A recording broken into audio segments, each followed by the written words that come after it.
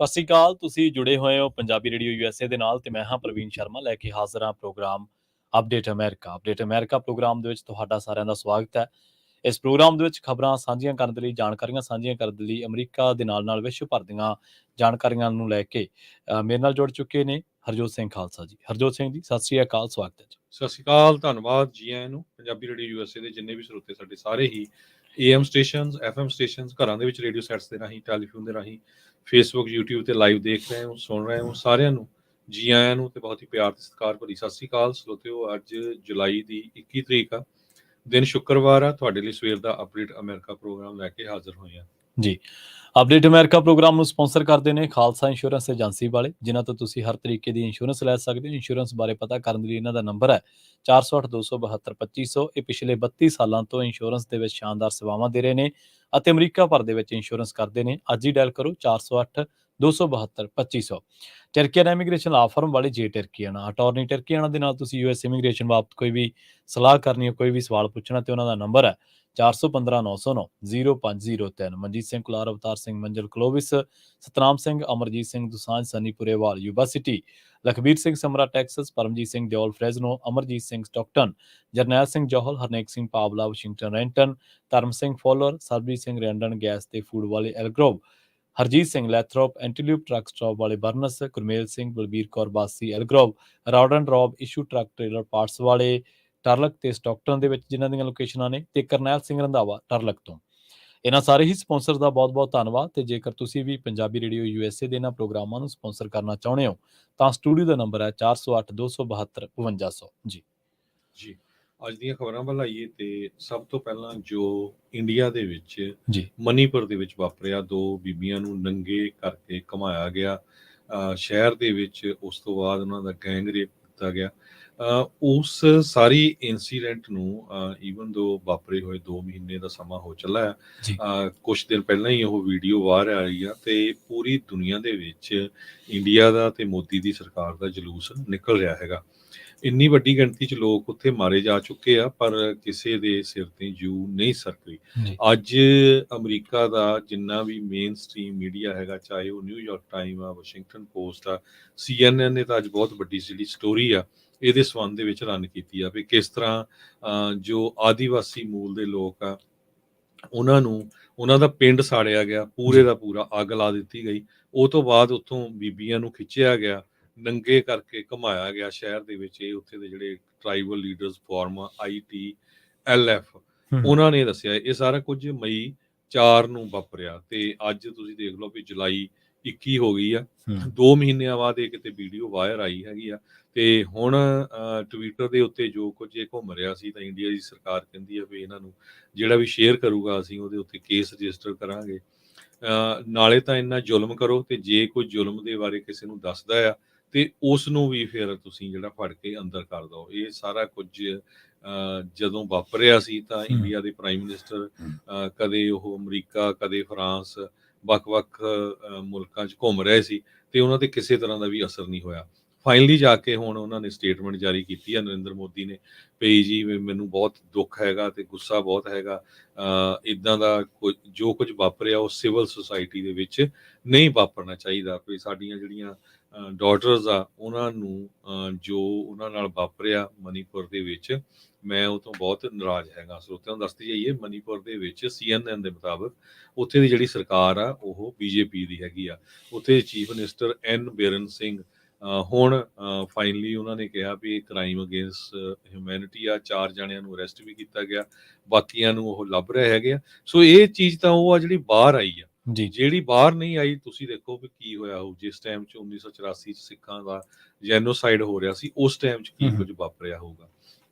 ਉਸ ਟਾਈਮ ਦੇ ਉੱਤੇ ਨਾ ਤਾਂ ਬਾਹਲਾ ਸੋਸ਼ਲ ਮੀਡੀਆ ਸੀ, ਬਾਹਲਾ ਕੀ ਹੈ ਹੀ ਨਹੀਂ ਸੀ, ਤੇ ਨਾ ਹੀ ਕੋਈ ਵੀਡੀਓ ਬਣਾਉਂਦਾ ਸੀ। ਜੇ ਵੀਡੀਓ ਬਣਾਉਂਦਾ ਸੀ ਤੇ ਬਾਹਰ ਜਾਂਦੀ ਨਹੀਂ ਸੀ। ਸੋ ਸਰੋਤਿਆਂ ਨੂੰ ਦੱਸਦੀ ਜਾਈਏ, ਮਨੀਪੁਰ, ਇੰਫਾਲ ਦੇ ਵਿੱਚ ਮੋਸਟਲੀ ਜਿਹੜੇ ਕੁਕੀ ਟਰਾਈਬਸ ਆ ਉਹਨਾਂ ਦੇ ਵਿੱਚੋਂ ਇਹ ਜੋ 2 ਬੱਚੀਆਂ ਸੀਗੀਆਂ ਉਹਨਾਂ ਦੇ ਨਾਲ ਇੱਦਾਂ ਦਾ ਘਿਨਾਉਣਾ ਕੰਮ ਜੋ ਮੌਬ ਨੇ ਕੀਤਾ ਤੇ ਹਜ਼ਾਰਾਂ ਦੀ ਗਿਣਤੀ ਦੇ ਵਿੱਚ ਹੁਣ ਇਸ ਟ੍ਰਾਈਬ ਦੇ ਜੋ ਲੋਕ ਆ ਉਹਨਾਂ ਨੇ ਪ੍ਰੋਟੈਸਟ ਵੀ ਕੀਤੇ ਹੈਗੇ ਆ। ਹੁਣ ਤੱਕ 100 ਤੋਂ ਵੱਧ ਲੋਕ ਮਾਰੇ ਜਾ ਚੁੱਕੇ ਹੈਗੇ ਆ। ਹਜ਼ਾਰਾਂ ਦੀ ਗਿਣਤੀ ਦੇ ਵਿੱਚ ਲੋਕ ਡਿਸਪਲੇਸ ਹੋ ਗਏ। ਇੱਕ ਟਾਈਮ ਦੇ ਉੱਤੇ 80% ਪਾਪੂਲੇਸ਼ਨ ਮਨੀਪੁਰ 'ਚ ਇਹਨਾਂ ਦੇ ਜੋ ਟ੍ਰਾਈਬਲ ਆ, ਆਦਿਵਾਸੀ ਆਪਾਂ ਕਹਿ ਸਕਦੇ ਆ, ਉਹਨਾਂ ਦੀ ਸੀ। ਹੁਣ ਉਹ 20% ਤੱਕ ਰਹਿ ਗਏ ਆ।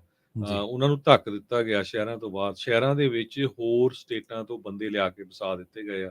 ਜਿੱਦਾਂ ਜੋ ਕੁਝ ਪੰਜਾਬ 'ਚ ਐਗਜ਼ੈਕਟਲੀ ਵਾਪਰ ਰਿਹਾ ਹੈਗਾ ਵੀ ਯੂਪੀ, ਬਿਹਾਰ ਤੋਂ ਇੰਨੀ ਵੱਡੀ ਗਿਣਤੀ ਦੇ ਵਿੱਚ ਲੋਕਾਂ ਨੂੰ ਪੰਜਾਬ ਦੇ ਵਿੱਚ ਵਾੜਿਆ ਜਾ ਰਿਹਾ ਹੈ ਤੇ ਮੁੜ ਕੇ ਸਿਚੁਏਸ਼ਨ ਆ ਤੁਹਾਡੇ ਸਾਹਮਣੇ ਹੀ ਆ ਵੀ ਜਿਸ ਤਰ੍ਹਾਂ ਇਹਨਾਂ ਨੇ ਮਨੀਪੁਰ ਦੇ ਵਿੱਚ ਕੀਤੀ ਹੈਗੀ ਆ।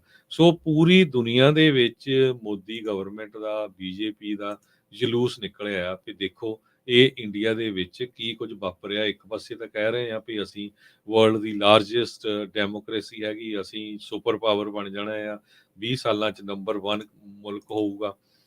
ਤੇ ਦੂਸਰੇ ਪਾਸੇ ਮਿਨੋਰਟੀਜ਼ ਦੇ ਨਾਲ ਜਿਹੜੇ ਓਰੀਜਨਲ ਮਾਲਕ ਹੈਗੇ ਉਹਨਾਂ ਦੇ ਨਾਲ ਜਿੰਨਾ ਧੱਕਾ ਹੋ ਰਿਹਾ ਉਹ ਤੁਹਾਡੇ ਸਾਹਮਣੇ ਆ। So national human right commission India ਦੇ ਉਹਨਾਂ ਨੇ ਇਹ ਕਿਹਾ ਆ ਵੀ ਅਸੀਂ ਇਹਦੀ ਇਨਵੈਸਟੀਗੇਸ਼ਨ ਕਰ ਰਹੇ ਆ। ਉੱਥੇ ਦੀ ਕੋਰਟ ਨੇ ਵੀ ਹੁਣ ਜੋ ਸਟੇਟ ਦੀ ਤਾਂ ਫੈਡਰਲ ਗਵਰਨਮੈਂਟ ਆ ਉਹਨਾਂ ਨੂੰ ਕਿਹਾ ਆ ਵੀ ਇਹ ਸਾਰਾ ਕੁਝ ਬੰਦ ਹੋਣਾ ਚਾਹੀਦਾ। ਪਰ ਤੁਸੀਂ ਦੇਖ ਲਓ ਵੀ 2 ਮਹੀਨੇ ਤੋਂ ਵੱਧ ਦਾ ਸਮਾਂ ਹੋ ਰਿਹਾ, ਇੰਨਾ ਉੱਥੇ ਜ਼ੁਲਮ ਹੋ ਰਿਹਾ, ਮਾਰਿਆ ਜਾ ਰਿਹਾ ਹੈ ਉਹਨਾਂ ਨੂੰ, ਮਿਨੋਰਟੀਜ਼ ਨੂੰ। ਕੋਈ ਕਿਸੇ ਨੂੰ ਪੁੱਛਦਾ ਨਹੀਂ ਹੈਗਾ।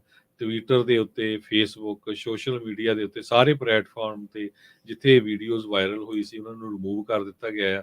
ਨਾਲ ਇਹ ਕਿਹਾ ਗਿਆ ਵੀ ਜੇ ਕੋਈ ਸ਼ੇਅਰ ਕਰੂਗਾ ਉਹਨੂੰ ਜਿਹੜੀ ਆ ਸਜ਼ਾ ਵੀ ਸੁਣਾਈ ਜਾਊਗੀ। ਸੋ ਇਹ ਸਾਰੀ ਇਨਸੀਡੈਂਟ ਦਾ ਇੱਕ ਟਾਈਮ ਦੇ ਉੱਤੇ ਜਿਸ ਤਰ੍ਹਾਂ ਮੋਦੀ ਸਾਹਿਬ ਇੱਥੇ ਸਾਡੇ ਪ੍ਰੈਜ਼ੀਡੈਂਟ ਜੋ ਬਾਈਡਨ ਉਹਨਾਂ ਨੂੰ ਮਿਲ ਕੇ ਗਏ ਆ ਵੀ ਅਸੀਂ ਜੀ ਰਲ ਕੇ ਬਿਜ਼ਨਸ ਕਰਨਾ ਆ, ਸਾਡਾ ਮੁਲਕ ਬੜਾ ਸੇਫ ਆ, ਉਹ ਸਾਰੇ ਕਾਸੇ ਦਾ ਪੂਰਾ ਇੰਡੀਆ ਦਾ ਇਸ ਵਿੱਚ ਜਲੂਸ ਨਿਕਲਿਆ ਹੈਗਾ। ਅੱਜ ਜਿਸ ਤਰ੍ਹਾਂ ਮੈਂ ਤੁਹਾਨੂੰ ਦੱਸਿਆ ਹੀ ਆ, CNN, New York Time, Washington Post, Los Angeles Time, ਜਿੰਨੇ ਵੀ ਮੇਜਰ ਨਿਊਜ਼ ਦੇ ਆਊਟਲੈਟਸ ਹੈਗੇ ਆ ਉਹਨਾਂ ਨੇ ਇਹ ਸਾਰੀਆਂ ਸਟੋਰੀ ਨੂੰ ਕਵਰ ਕੀਤਾ ਹੈ। ਜੀ ਬਿਲਕੁਲ। ਸੋ ਕੌਮਾਂਤਰੀ ਜਿਹੜਾ ਮੀਡੀਆ ਉਸਨੇ ਇਸ ਘਟਨਾ ਨੂੰ ਕਵਰ ਕੀਤਾ ਤੇ ਇਸ ਘਟਨਾ ਦੇ ਉੱਤੇ ਜਦੋਂ ਪ੍ਰਧਾਨ ਮੰਤਰੀ ਬੋਲ ਰਹੇ ਸਨ ਤਾਂ ਉਹ 78 ਦਿਨਾਂ ਬਾਅਦ ਬੋਲੇ ਨੇ, ਜਦੋਂ ਤੋਂ ਇਹ ਹਿੰਸਾ ਸ਼ੁਰੂ ਹੋਈ ਹੈ ਤੇ ਸੈਂਕੜੇ ਲੋਕ ਇਸ ਹਿੰਸਾ ਦੇ ਵਿੱਚ ਆਪਣੀ ਜਾਨ ਗਵਾ ਚੁੱਕੇ ਨੇ। 78 ਦਿਨਾਂ ਬਾਅਦ ਪ੍ਰਧਾਨ ਮੰਤਰੀ ਨਰਿੰਦਰ ਮੋਦੀ 78 ਸਕਿੰਟ ਵੀ ਇਸ ਘਟਨਾ ਤੇ ਨਹੀਂ ਬੋਲ ਸਕੇ।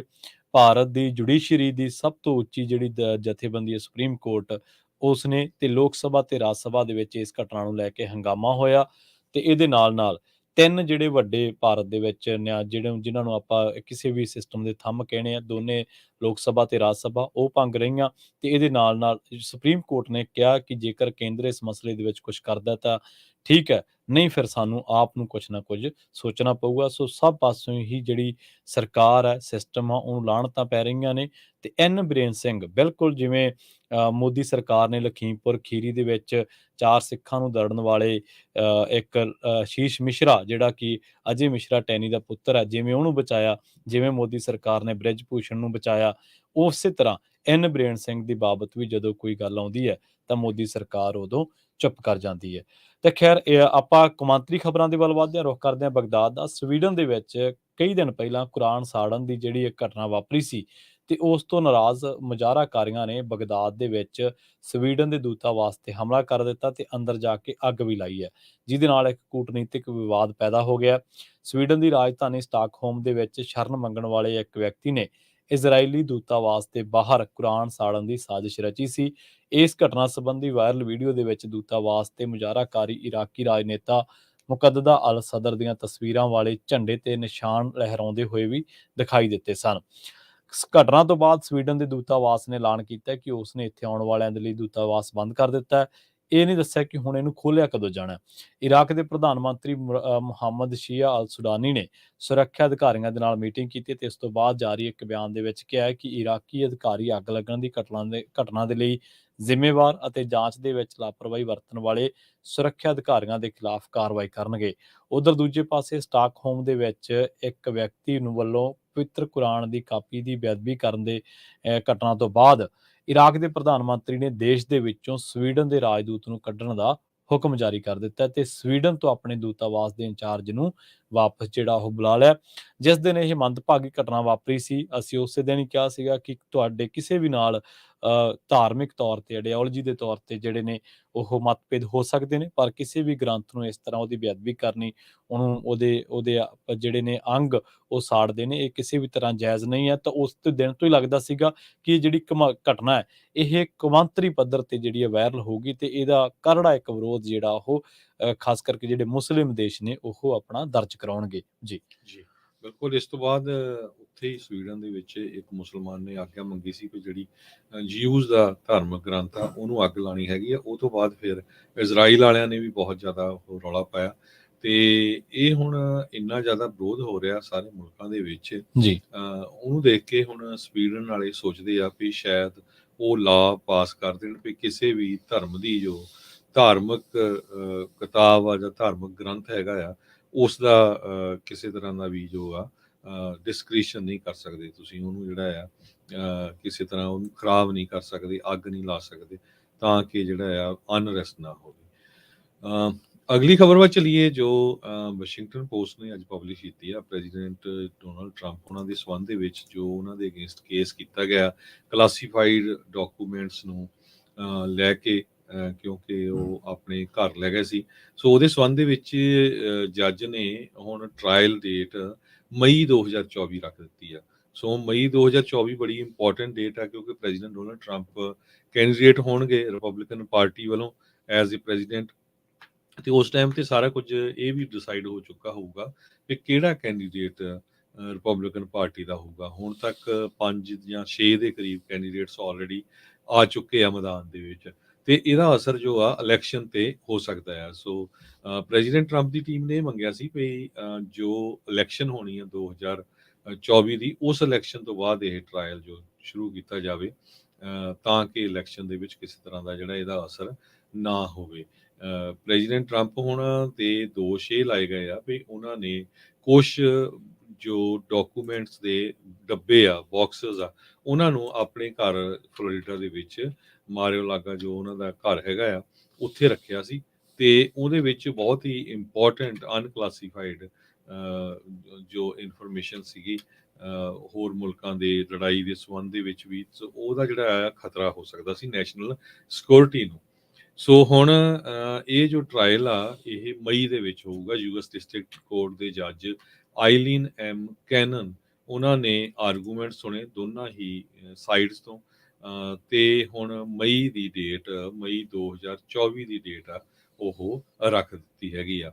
ਪ੍ਰੈਜ਼ੀਡੈਂਟ ਟਰੰਪ, ਜਿਸ ਤਰ੍ਹਾਂ ਮੈਂ ਤੁਹਾਨੂੰ ਦੱਸਿਆ ਹੀ ਆ ਵੀ 2024 ਦੀ ਰਿਪਬਲਿਕਨ ਨੋਮੀਨੇਸ਼ਨ ਦੇ ਫਰੰਟ ਰਨਰ ਇਸ ਟਾਈਮ ਚੱਲ ਰਹੇ ਹੈਗੇ ਆ। ਸੋ ਬਹੁਤ ਸਾਰੇ ਲੋਕ ਇਹ ਸੋਚਦੇ ਸੀ ਵੀ ਜਿਸ ਹਿਸਾਬ ਨਾਲ ਪ੍ਰੈਜ਼ੀਡੈਂਟ ਟਰੰਪ ਹੁਣੀ ਮੰਗ ਰਹੇ ਆ ਵੀ ਦਸੰਬਰ 2024 ਤੋਂ ਬਾਅਦ ਜੋ ਡੇਟ ਰੱਖੀ ਜਾਵੇ, ਵੀ ਜੇ ਉਹ ਜਿੱਤ ਜਾਂਦੇ ਆ ਐਜ਼ ਏ ਪ੍ਰੈਜ਼ੀਡੈਂਟ, ਫਿਰ ਉਹ ਕੇਸ ਨੂੰ ਵਿਡਰਾਅ ਕਰ ਸਕਦੇ ਹੈਗੇ, ਉਹਨਾਂ ਦਾ ਜੋ ਐਡਮਿਨਿਸਟ੍ਰੇਸ਼ਨ ਹੈਗਾ ਆ।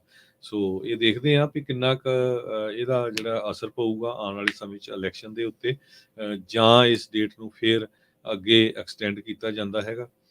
2 ਲੋਕਾਂ ਨੇ ਆਲਰੇਡੀ ਗਿਲਟੀ ਪਲੀਆ ਮੰਨ ਲਿਆ ਹੈਗਾ ਇਸ ਸੰਬੰਧ ਦੇ ਵਿੱਚ ਮਿਆਮੀ ਦੇ ਵਿੱਚ, ਤੇ ਪ੍ਰੈਜ਼ੀਡੈਂਟ ਟਰੰਪ ਹੋਣਾ ਦੇ ਉੱਤੇ ਜੋ ਚਾਰਜਸ ਲਾਏ ਗਏ ਹੈਗੇ ਆ, ਇੱਕ ਕੈਨਨ ਨਾਮ ਦੇ ਬੰਦੇ ਨੂੰ ਜਿਨ੍ਹਾਂ ਨੂੰ ਉਹਨਾਂ ਨੇ 2020 ਦੇ ਵਿੱਚ ਅਪੁਆਇੰਟ ਕੀਤਾ ਸੀ, ਉਹਨਾਂ ਨੂੰ ਵੀ ਚਾਰਜ ਕੀਤਾ ਗਿਆ ਹੈਗਾ ਆ। ਫੈਡਰਲ ਪ੍ਰੋਸੀਕਿਊਟਰਸ ਡਿਸਐਗਰੀ ਕੀਤੇ ਵੀ ਇਹ ਵੀ ਡੇਟ ਬਹੁਤ ਲੇਟ ਆ ਮਈ 2024 ਦੀ, ਇਸ ਨੂੰ ਜੋ ਆ ਪਹਿਲਾਂ ਕਰਨਾ ਚਾਹੀਦਾ ਸੀਗਾ। ਸੋ ਹੋ ਸਕਦਾ ਇਲੈਕਸ਼ਨ ਨੂੰ ਲੈ ਕੇ ਇਹਦਾ ਡਿਸੀਜਨ ਕੀਤਾ ਗਿਆ ਹੋਵੇ, ਤੇ ਜੋ ਅਪਡੇਟ ਆ ਉਹ ਇਹੀ ਆ ਵੀ ਉਹਨਾਂ ਦਾ ਟਰਾਇਲ ਮਈ 2024 ਦੇ ਵਿੱਚ ਚੱਲੂਗਾ। ਜੀ ਯੂਐਸ ਦੇ ਐਰੀਜ਼ੋਨਾ ਸੂਬੇ ਦੇ ਫਿਨਿਕਸ ਸਕਾਈ ਹਾਰਬਰ ਕਮਾਂਤਰੀ ਹਵਾਈ ਅੱਡੇ ਨੇੜੇ ਪ੍ਰੋਪੇਨ ਟੈਂਕਾਂ ਦੇ ਵਿੱਚ ਧਮਾਕਾ ਹੋਇਆ ਤੇ ਇਹਦੇ ਕਰਕੇ ਭਿਆਨਕ ਅੱਗ ਲੱਗ ਗਈ ਹੈ। ਰਾਹਤ ਦੀ ਗੱਲ ਇਹ ਹੈ ਕਿ ਇਸ ਹਾਦਸੇ ਦੇ ਵਿੱਚ ਕਿਸੇ ਤਰ੍ਹਾਂ ਦੇ ਜਾਨੀ ਨੁਕਸਾਨ ਦੀ ਕੋਈ ਖਬਰ ਨਹੀਂ ਹੈ। ਜਿਹੜੀ ਜਾਣਕਾਰੀ ਫਿਨਿਕਸ ਫਾਇਰ ਡਿਪਾਰਟਮੈਂਟ ਨੇ ਜਾਰੀ ਕੀਤੀ ਹੈ, ਸਾਂਝੀ ਕੀਤੀ ਹੈ, ਉਹਦੇ ਵਿੱਚ ਕਿਹਾ ਗਿਆ ਹੈ ਕਿ 100 ਤੋਂ ਵੱਧ ਫਾਇਰ ਫਾਈਟਰਸ ਜਿਹੜੇ ਨੇ ਉਹ ਅੱਗ ਤੇ ਕਾਬੂ ਪਾਉਣ ਦੇ ਲਈ ਮਿਹਨਤ ਕਰ ਰਹੇ ਨੇ। ਇਸ ਘਟਨਾ ਦੇ ਵਿੱਚ ਕਿਸੇ ਤਰ੍ਹਾਂ ਦੇ ਜਾਨੀ ਨੁਕਸਾਨ ਦੀ ਕੋਈ ਰਿਪੋਰਟ ਨਹੀਂ ਹੈ। ਇਸੇ ਦੌਰਾਨ ਇਹ ਕਿਹਾ ਗਿਆ ਕਿ ਫਿਨਿਕਸ ਸਕਾਈ ਹਾਰਬਰ 에ਅਰਪੋਰਟ ਨੇ ਦਿਨ ਵਿੱਚ ਅੱਗ ਲੱਗਣ ਕਰਕੇ ਉਹਦਾ ਜਿਹੜਾ ਸੰਚਾਲਨ ਹੈ ਉਹ ਪ੍ਰਭਾਵਿਤ ਜ਼ਰੂਰ ਹੋਇਆ। ਟਰਮੀਨਲ ਤੇ ਰਨਵੇ ਬੇਸ਼ੱਕ ਖੁੱਲੇ ਨੇ, ਪਰ ਫਿਰ ਵੀ ਜਿਹੜੀਆਂ ਉਡਾਣਾਂ ਸੀਗੀਆਂ ਉਹਨਾਂ ਨੂੰ ਥੋੜ੍ਹੇ ਸਮੇਂ ਦੇ ਲਈ ਰੱਦ ਕਰਨਾ ਪਿਆ ਸੀ ਤੇ ਉਸ ਤੋਂ ਬਾਅਦ ਅਧਿਕਾਰੀਆਂ ਨੇ ਮੁਸਾਫਰਾਂ ਨੂੰ ਇਹ ਕਿਹਾ ਕਿ ਉਹਨਾਂ ਦੀਆਂ ਉਡਾਣਾਂ ਦੀ ਜਿਹੜੀ ਹੈ ਉਹ ਸਥਿਤੀ ਦੀ ਜਾਂਚ ਕਰਾਂਗੇ, ਫਿਰ ਜਿਹੜਾ ਤੁਹਾਨੂੰ ਟਰੈਵਲ ਕਰਨ ਦੀ ਜਿਹੜੀ ਆਗਿਆ ਉਹ ਦਿੱਤੀ ਜਾ ਸਕਦੀ ਹੈ। ਕੁਛ ਟਾਈਮ ਬਾਅਦ ਜਿਹੜੀਆਂ ਉਡਾਣਾਂ ਨੇ ਉਹਨਾਂ ਨੂੰ ਦੁਬਾਰਾ ਬਹਾਲ ਕਰ ਦਿੱਤਾ ਗਿਆ, ਪਰ ਇਸੇ ਦਰਮਿਆਨ ਜਿਹੜੀ ਹੈ ਉਹ ਚੰਗੀ ਗੱਲ ਇਹ ਰਹੀ ਕਿ ਇਸ ਹਾਦਸੇ ਦੇ ਵਿੱਚ ਕਿਸੇ ਤਰ੍ਹਾਂ ਦੇ ਕੋਈ ਜਾਨੀ ਨੁਕਸਾਨ ਜਿਹੜਾ ਨਹੀਂ ਹੋਇਆ। ਪ੍ਰੋਪੇਨ ਟੈਂਕਾਂ ਦੇ ਵਿੱਚ ਧਮਾਕਾ ਹੋਇਆ ਸੀ, ਜਿਸ ਕਰਕੇ ਫਿਨਿਕਸ ਸਕਾਈ ਹਾਰਬਰ ਕੌਮਾਂਤਰੀ ਹਵਾਈ ਅੱਡੇ ਤੇ ਭਿਆਨਕ ਅੱਗ ਲੱਗ ਗਈ ਸੀ। ਜੀ। ਜੀ। ਅਗਲੀ ਖਬਰ ਯੂਕੇ ਤੋਂ ਆ ਰਹੀ ਹੈ। ਯੂਕੇ ਦੇ ਪ੍ਰਾਈਮ ਮਿਨਿਸਟਰ ਰਿਸ਼ੀ ਸੁਨਾਕ ਉਹ ਆਪਣੀ ਸੀਟ ਬਚਾ ਗਏ ਆ ਐਜ਼ ਏ ਪ੍ਰਾਈਮ ਮਿਨਿਸਟਰ, ਕਿਉਂਕਿ ਉੱਥੇ 2 ਇਲੈਕਸ਼ਨਸ ਹੋਈਆਂ, ਉਹਨਾਂ ਦੇ ਵਿੱਚ ਉਹਨਾਂ ਦੀ ਪਾਰਟੀ ਨੂੰ ਕਾਫੀ ਵੱਡਾ ਝਟਕਾ ਲੱਗਾ ਹੈਗਾ। ਜੀ। ਪਰ ਸਾਬਕਾ ਪ੍ਰੀਮੀਅਰ ਬੋਰਿਸ ਜੌਨਸਨ ਆਪਣੀ ਸੀਟ ਜੋ ਸਵਰਬਨ ਲੰਡਨ ਆ ਉੱਥੇ ਬਚਾਉਣ ਦੇ ਵਿੱਚ ਕਾਮਯਾਬ ਹੋ ਗਏ ਆ ਤੇ ਉਹਨਾਂ ਨੇ 495 ਵੋਟਾਂ ਦੇ ਨਾਲ ਉਹ ਆਪਣੀ ਜਿਹੜੀ ਸੀਟ ਜਿੱਤੀ ਹੈਗੀ ਆ। ਪਰ ਬ੍ਰਿਟਿਸ਼ ਦੇ ਪ੍ਰਾਈਮ ਮਿਨਿਸਟਰ ਰਿਸ਼ੀ ਸੁਨਾਕ ਨੇ ਕਿਹਾ ਵੀ ਸਾਡੀ ਜਿਹੜੀ ਪਾਰਟੀ ਆ ਉਹ ਇਸ ਇਲੈਕਸ਼ਨ ਦੇ ਵਿੱਚ ਹੁਣ ਸਰਵਾਈਵ ਕਰ ਗਈ ਹੈਗੀ ਆ। ਪਰ ਝਟਕਾ ਉਹਨਾਂ ਨੂੰ ਜਿਹੜਾ ਆ ਉਹ ਬਹੁਤ ਜ਼ਿਆਦਾ ਲੱਗਾ ਆ। ਇਸ ਟਾਈਮ ਦੇ ਉੱਤੇ ਯੂਕੇ ਦੀ ਜਿਹੜੀ ਸਰਕਾਰ ਆ ਕਾਫੀ ਸ਼ੇਕੀ ਹੈਗੀ ਆ। ਕੁਛ ਮਹੀਨਿਆਂ ਦੇ ਵਿੱਚ 3 ਪ੍ਰਾਈਮ ਮਿਨਿਸਟਰ ਉੱਥੇ ਦੇ ਬਦਲ ਚੁੱਕੇ ਹੈਗੇ ਆ। ਕਹਿੰਦੇ ਵੀ ਹੁਣ ਇਮੀਗ੍ਰੇਸ਼ਨ ਨੂੰ ਲੈ ਕੇ ਕਾਫੀ ਸਟ੍ਰਿਕਟ ਲਾਅ ਜੋ ਆ ਰਿਸ਼ੀ ਸੁਨਾਕ ਦੀ ਜੋ ਗਵਰਨਮੈਂਟ ਆ ਉਹ ਬਣਾਉਣ ਜਾ ਰਹੀ ਹੈ, ਕਿਉਂਕਿ ਉੱਥੇ ਬਾਕੀ ਹੋਰ ਮੁਲਕਾਂ ਤੋਂ, ਯੂਰਪ ਦਿਆਂ ਤੋਂ ਬਹੁਤ ਲੋਕ ਵੱਡੀ ਗਿਣਤੀ 'ਚ ਵੱਸ ਗਏ ਸੀ ਤੇ ਹੁਣ ਜੋ ਸੋਸ਼ਲ ਇਸ਼ੂਜ਼ ਆ ਤੇ ਉਹਦੇ ਉੱਤੇ ਬਹੁਤ ਜ਼ਿਆਦਾ ਅਸਰ ਪਿਆ, ਮੈਡੀਕਲ ਦੇ ਉੱਤੇ ਬਹੁਤ ਜ਼ਿਆਦਾ ਅਸਰ ਪੈ ਰਿਹਾ ਹੈਗਾ। ਓਪੀਨੀਅਨ ਪੋਲਸ ਕਹਿੰਦੇ ਆ ਵੀ ਲੇਬਰ ਦੇ ਕੋਲ ਡਬਲ ਡਿਜਿਟ ਲੀਡ ਹੈਗੀ ਆ, ਲਾਈਕ 20% ਦੇ ਕਰੀਬ ਨੇਸ਼ਨ ਵਾਈਡ ਓਵਰ ਕੰਜ਼ਰਵੇਟਿਵ, ਜੋ ਕਿ 2010 ਤੋਂ ਲੈ ਕੇ ਹੁਣ ਤੱਕ ਪਾਵਰ ਦੇ ਵਿੱਚ ਹੈਗੇ ਆ। ਜੀ, ਜੀ। ਅਗਲੀ ਖਬਰ ਦੇ ਵੱਲ ਵਧੀਏ ਤੇ ਟੈਕਸਸ ਦੇ ਵਿੱਚ ਪੁਲਿਸ ਨੇ ਜਦੋਂ ਛਾਪੇਮਾਰੀ ਕੀਤੀ ਤੇ ਇੱਕ 18 ਪਹੀਆ ਇੱਕ ਵਾਹਨ ਦੇ ਵਿੱਚ 12 ਪ੍ਰਵਾਸੀ ਲੁਕੇ ਹੋਏ ਪਾਏ ਗਏ। ਪੁਲਿਸ ਅਧਿਕਾਰੀ ਉਦੋਂ ਹੈਰਾਨ ਹੋ ਗਏ ਜਦੋਂ ਇਸ ਟਰੱਕ ਦੇ ਡਰਾਈਵਰ ਨੂੰ ਫੜਨ ਦੀ ਕੋਸ਼ਿਸ਼ ਕੀਤੀ, ਜਿਸ ਕਰਕੇ ਜਿਹੜਾ ਅਮਰੀਕਾ ਮੈਕਸੀਕੋ ਸਰਹੱਦ ਦੇ ਨੇੜੇ ਬੈਕਸਰ ਕਾਉਂਟੀ ਦੇ ਵਿੱਚ ਉਹਦਾ ਜਿਹੜਾ ਪਿੱਛਾ ਵੀ ਕੀਤਾ ਗਿਆ। ਜਦੋਂ ਇਹਨਾਂ ਨੂੰ ਕੱਢਿਆ ਗਿਆ ਪ੍ਰਵਾਸੀਆਂ ਨੂੰ, 12 ਪ੍ਰਵਾਸੀਆਂ ਨੂੰ, ਤਾਂ ਇਹਨਾਂ ਦੇ ਵਿੱਚੋਂ ਇੱਕ ਟ੍ਰੇਲਰ ਦੇ ਅੰਦਰ ਗਰਭਵਤੀ ਔਰਤ ਵੀ ਸੀਗੀ, 10 ਹੋਰ ਮਰਦ ਸਨ ਤੇ ਇੱਕ ਹੋਰ ਔਰਤ ਸੀ। ਪਤਾ ਲੱਗਿਆ ਕਿ ਇਹ ਪ੍ਰਵਾਸੀ ਹੋਂਡੂਰਸ, ਗੁਆਟੇਮਾਲਾ ਤੇ ਮੈਕਸੀਕੋ ਦੇ ਸਨ ਅਤੇ ਅਜਿਹਾ ਉਦੋਂ ਹੋਇਆ ਜਦੋਂ ਰਿਪੋਰਟਾਂ ਤੋਂ ਬਾਅਦ ਸਰਹੱਦ ਤੇ ਪ੍ਰਵਾਸੀਆਂ ਦੇ ਬਾਰੇ ਜਿਹੜੇ ਵੀ ਉੱਥੋਂ ਦੇ ਵਹੀਕਲ ਲੰਘਦੇ ਨੇ ਮੈਕਸੀਕੋ US ਸਰਹੱਦ ਤੇ, ਤਾਂ ਉਹਨਾਂ ਦੀ ਜਿਹੜੀ ਹੈ ਜਾਂਚ ਕੀਤੀ ਜਾਂਦੀ ਹੈ। ਇਹਦੇ ਵਿੱਚ ਟੈਕਸਸ ਦੇ ਜਿਹੜੇ ਪੁਲਿਸ ਅਫਸਰ ਆ ਉਹਨਾਂ ਨੂੰ ਰੀਓ ਗ੍ਰਾਂਡੇ ਦੇ ਵਿੱਚ ਵਾਪਸ ਭੇਜਣ ਦੇ ਲਈ ਇਹਨਾਂ ਨੇ ਕਿਹਾ ਸੀਗਾ ਕਿ ਤੁਸੀਂ ਉਹਨਾਂ ਨੂੰ ਵਾਪਸ ਜਿਹੜਾ ਉਹ ਭੇਜ ਦਿਓ, ਪਰ ਇਹਨਾਂ ਨੂੰ ਉੱਥੇ ਪਾਣੀ ਵੀ ਨਹੀਂ ਦਿੱਤਾ ਗਿਆ। ਨਿਆਂ ਵਿਭਾਗ ਹੁਣ ਇਸ ਗੱਲ ਦੀ ਜਾਂਚ ਕਰ ਰਿਹਾ ਕਿ ਜਿਹੜੇ ਲੋਕਾਂ ਨੇ ਇਹਨਾਂ ਨੇ ਦੋਸ਼ ਲਾਏ ਨੇ, ਕਿਉਂਕਿ ਪੁਲਿਸ ਵਾਲਿਆਂ ਦਾ ਇਹ ਕਹਿਣਾ ਹੈ ਕਿ ਜੇਕਰ ਟ੍ਰੇਲਰ ਦੇ ਅੰਦਰ ਇਸ ਗਰਭਵਤੀ ਔਰਤ ਨੂੰ ਹੋਰ ਸਮਾਂ ਰੱਖਿਆ ਜਾਂਦਾ, US ਤਾਂ ਕ੍ਰਾਸ ਕਰ ਹੀ ਲਿਆ ਸੀ, ਉਹ ਤਾਂ ਇੱਕ ਤਾਂ ਜਿਹੜਾ ਕ੍ਰਾਈਮ ਹੈ ਬਾਰਡਰ ਕ੍ਰਾਸਿੰਗ ਦਾ ਉਹ ਤਾਂ ਹੈ ਹੀ ਹੈ, ਪਰ ਉਹ ਕਹਿੰਦੇ ਕਿ ਇਹਦੇ ਨਾਲ ਇਹਦੀ ਮੌਤ ਤੱਕ ਹੋ ਸਕਦੀ ਸੀ ਤੇ ਇਸ ਕਰਕੇ ਜਿਹੜਾ ਇਹਨਾਂ ਨੂੰ ਕੱਢਣਾ ਪਿਆ। ਪਰ ਜਿਹੜੇ ਦੂਜੇ ਔਰਤਾਂ ਦਾ ਪੱਖ ਆ, ਜਾਂ ਕਹਿ ਲਓ ਕਿ ਟਰੱਕ ਟ੍ਰੇਲਰ ਵਾਲਾ ਡਰਾਈਵਰ ਤਾਂ ਜਿਹੜਾ ਉਹ ਭੱਜ ਗਿਆ, ਉਹ ਤਾਂ ਅ, ਦੂਜੇ ਪਾਸੇ ਜਿਹੜੇ ਇਹਦੇ ਨਾਲ ਨੇ, ਜਿਹੜੇ ਗੈਰ ਕਾਨੂੰਨੀ ਪ੍ਰਵਾਸੀ ਨੇ, ਉਹ ਕਹਿੰਦੇ ਕਿ ਪੁਲਿਸ ਨੇ ਇਹ ਪਤਾ ਹੋਣ ਦੇ ਬਾਵਜੂਦ ਕਿ ਇਹ ਜਿਹੜੀ ਔਰਤ ਹੈ, ਬੀਬੀ ਹੈ, ਇਹ ਗਰਭਵਤੀ ਹੈ, ਪ੍ਰੈਗਨੈਂਟ ਹੈ, ਤੇ ਇਹਦੇ ਬਾਵਜੂਦ ਵੀ ਉਹਨੂੰ ਪੀਣ ਲਈ ਪਾਣੀ ਨਹੀਂ ਦਿੱਤਾ ਤੇ ਸਾਡੇ ਸਾਰਿਆਂ ਦੇ ਨਾਲ ਇਹਨਾਂ ਨੇ ਬੜਾ ਮਾੜਾ ਵਿਹਾਰ ਕੀਤਾ। ਪਰ ਫਿਰ ਵੀ ਇਹ ਜਿਹੜੇ ਹੁਣ 12 ਪ੍ਰਵਾਸੀ ਹੈ, ਇਹ ਇਸ ਵੇਲੇ US ਕਸਟਡੀ ਦੇ ਵਿੱਚ ਨੇ ਤੇ ਇਹਨਾਂ ਦੇ ਬਾਰੇ ਕਿਹਾ ਜਾ ਰਿਹਾ ਕਿ ਹੋਂਡੂਰਸ, ਗੁਆਟੇਮਾਲਾ ਤੇ ਮੈਕਸੀਕੋ ਦੇ ਰਹਿਣ ਵਾਲੇ ਨੇ। ਜੀ। ਆਪਾਂ ਇੱਕ ਬ੍ਰੇਕ ਲੈਂਦੇ ਹਾਂ। ਬ੍ਰੇਕ ਤੋਂ ਬਾਅਦ ਜੀ। UPS ਦੀ ਬਹੁਤ ਵੱਡੀ ਸਟ੍ਰਾਈਕ ਚੱਲ ਰਹੀ ਹੈ ਯੂਕਰੇਨ ਦੇ ਵਿੱਚ।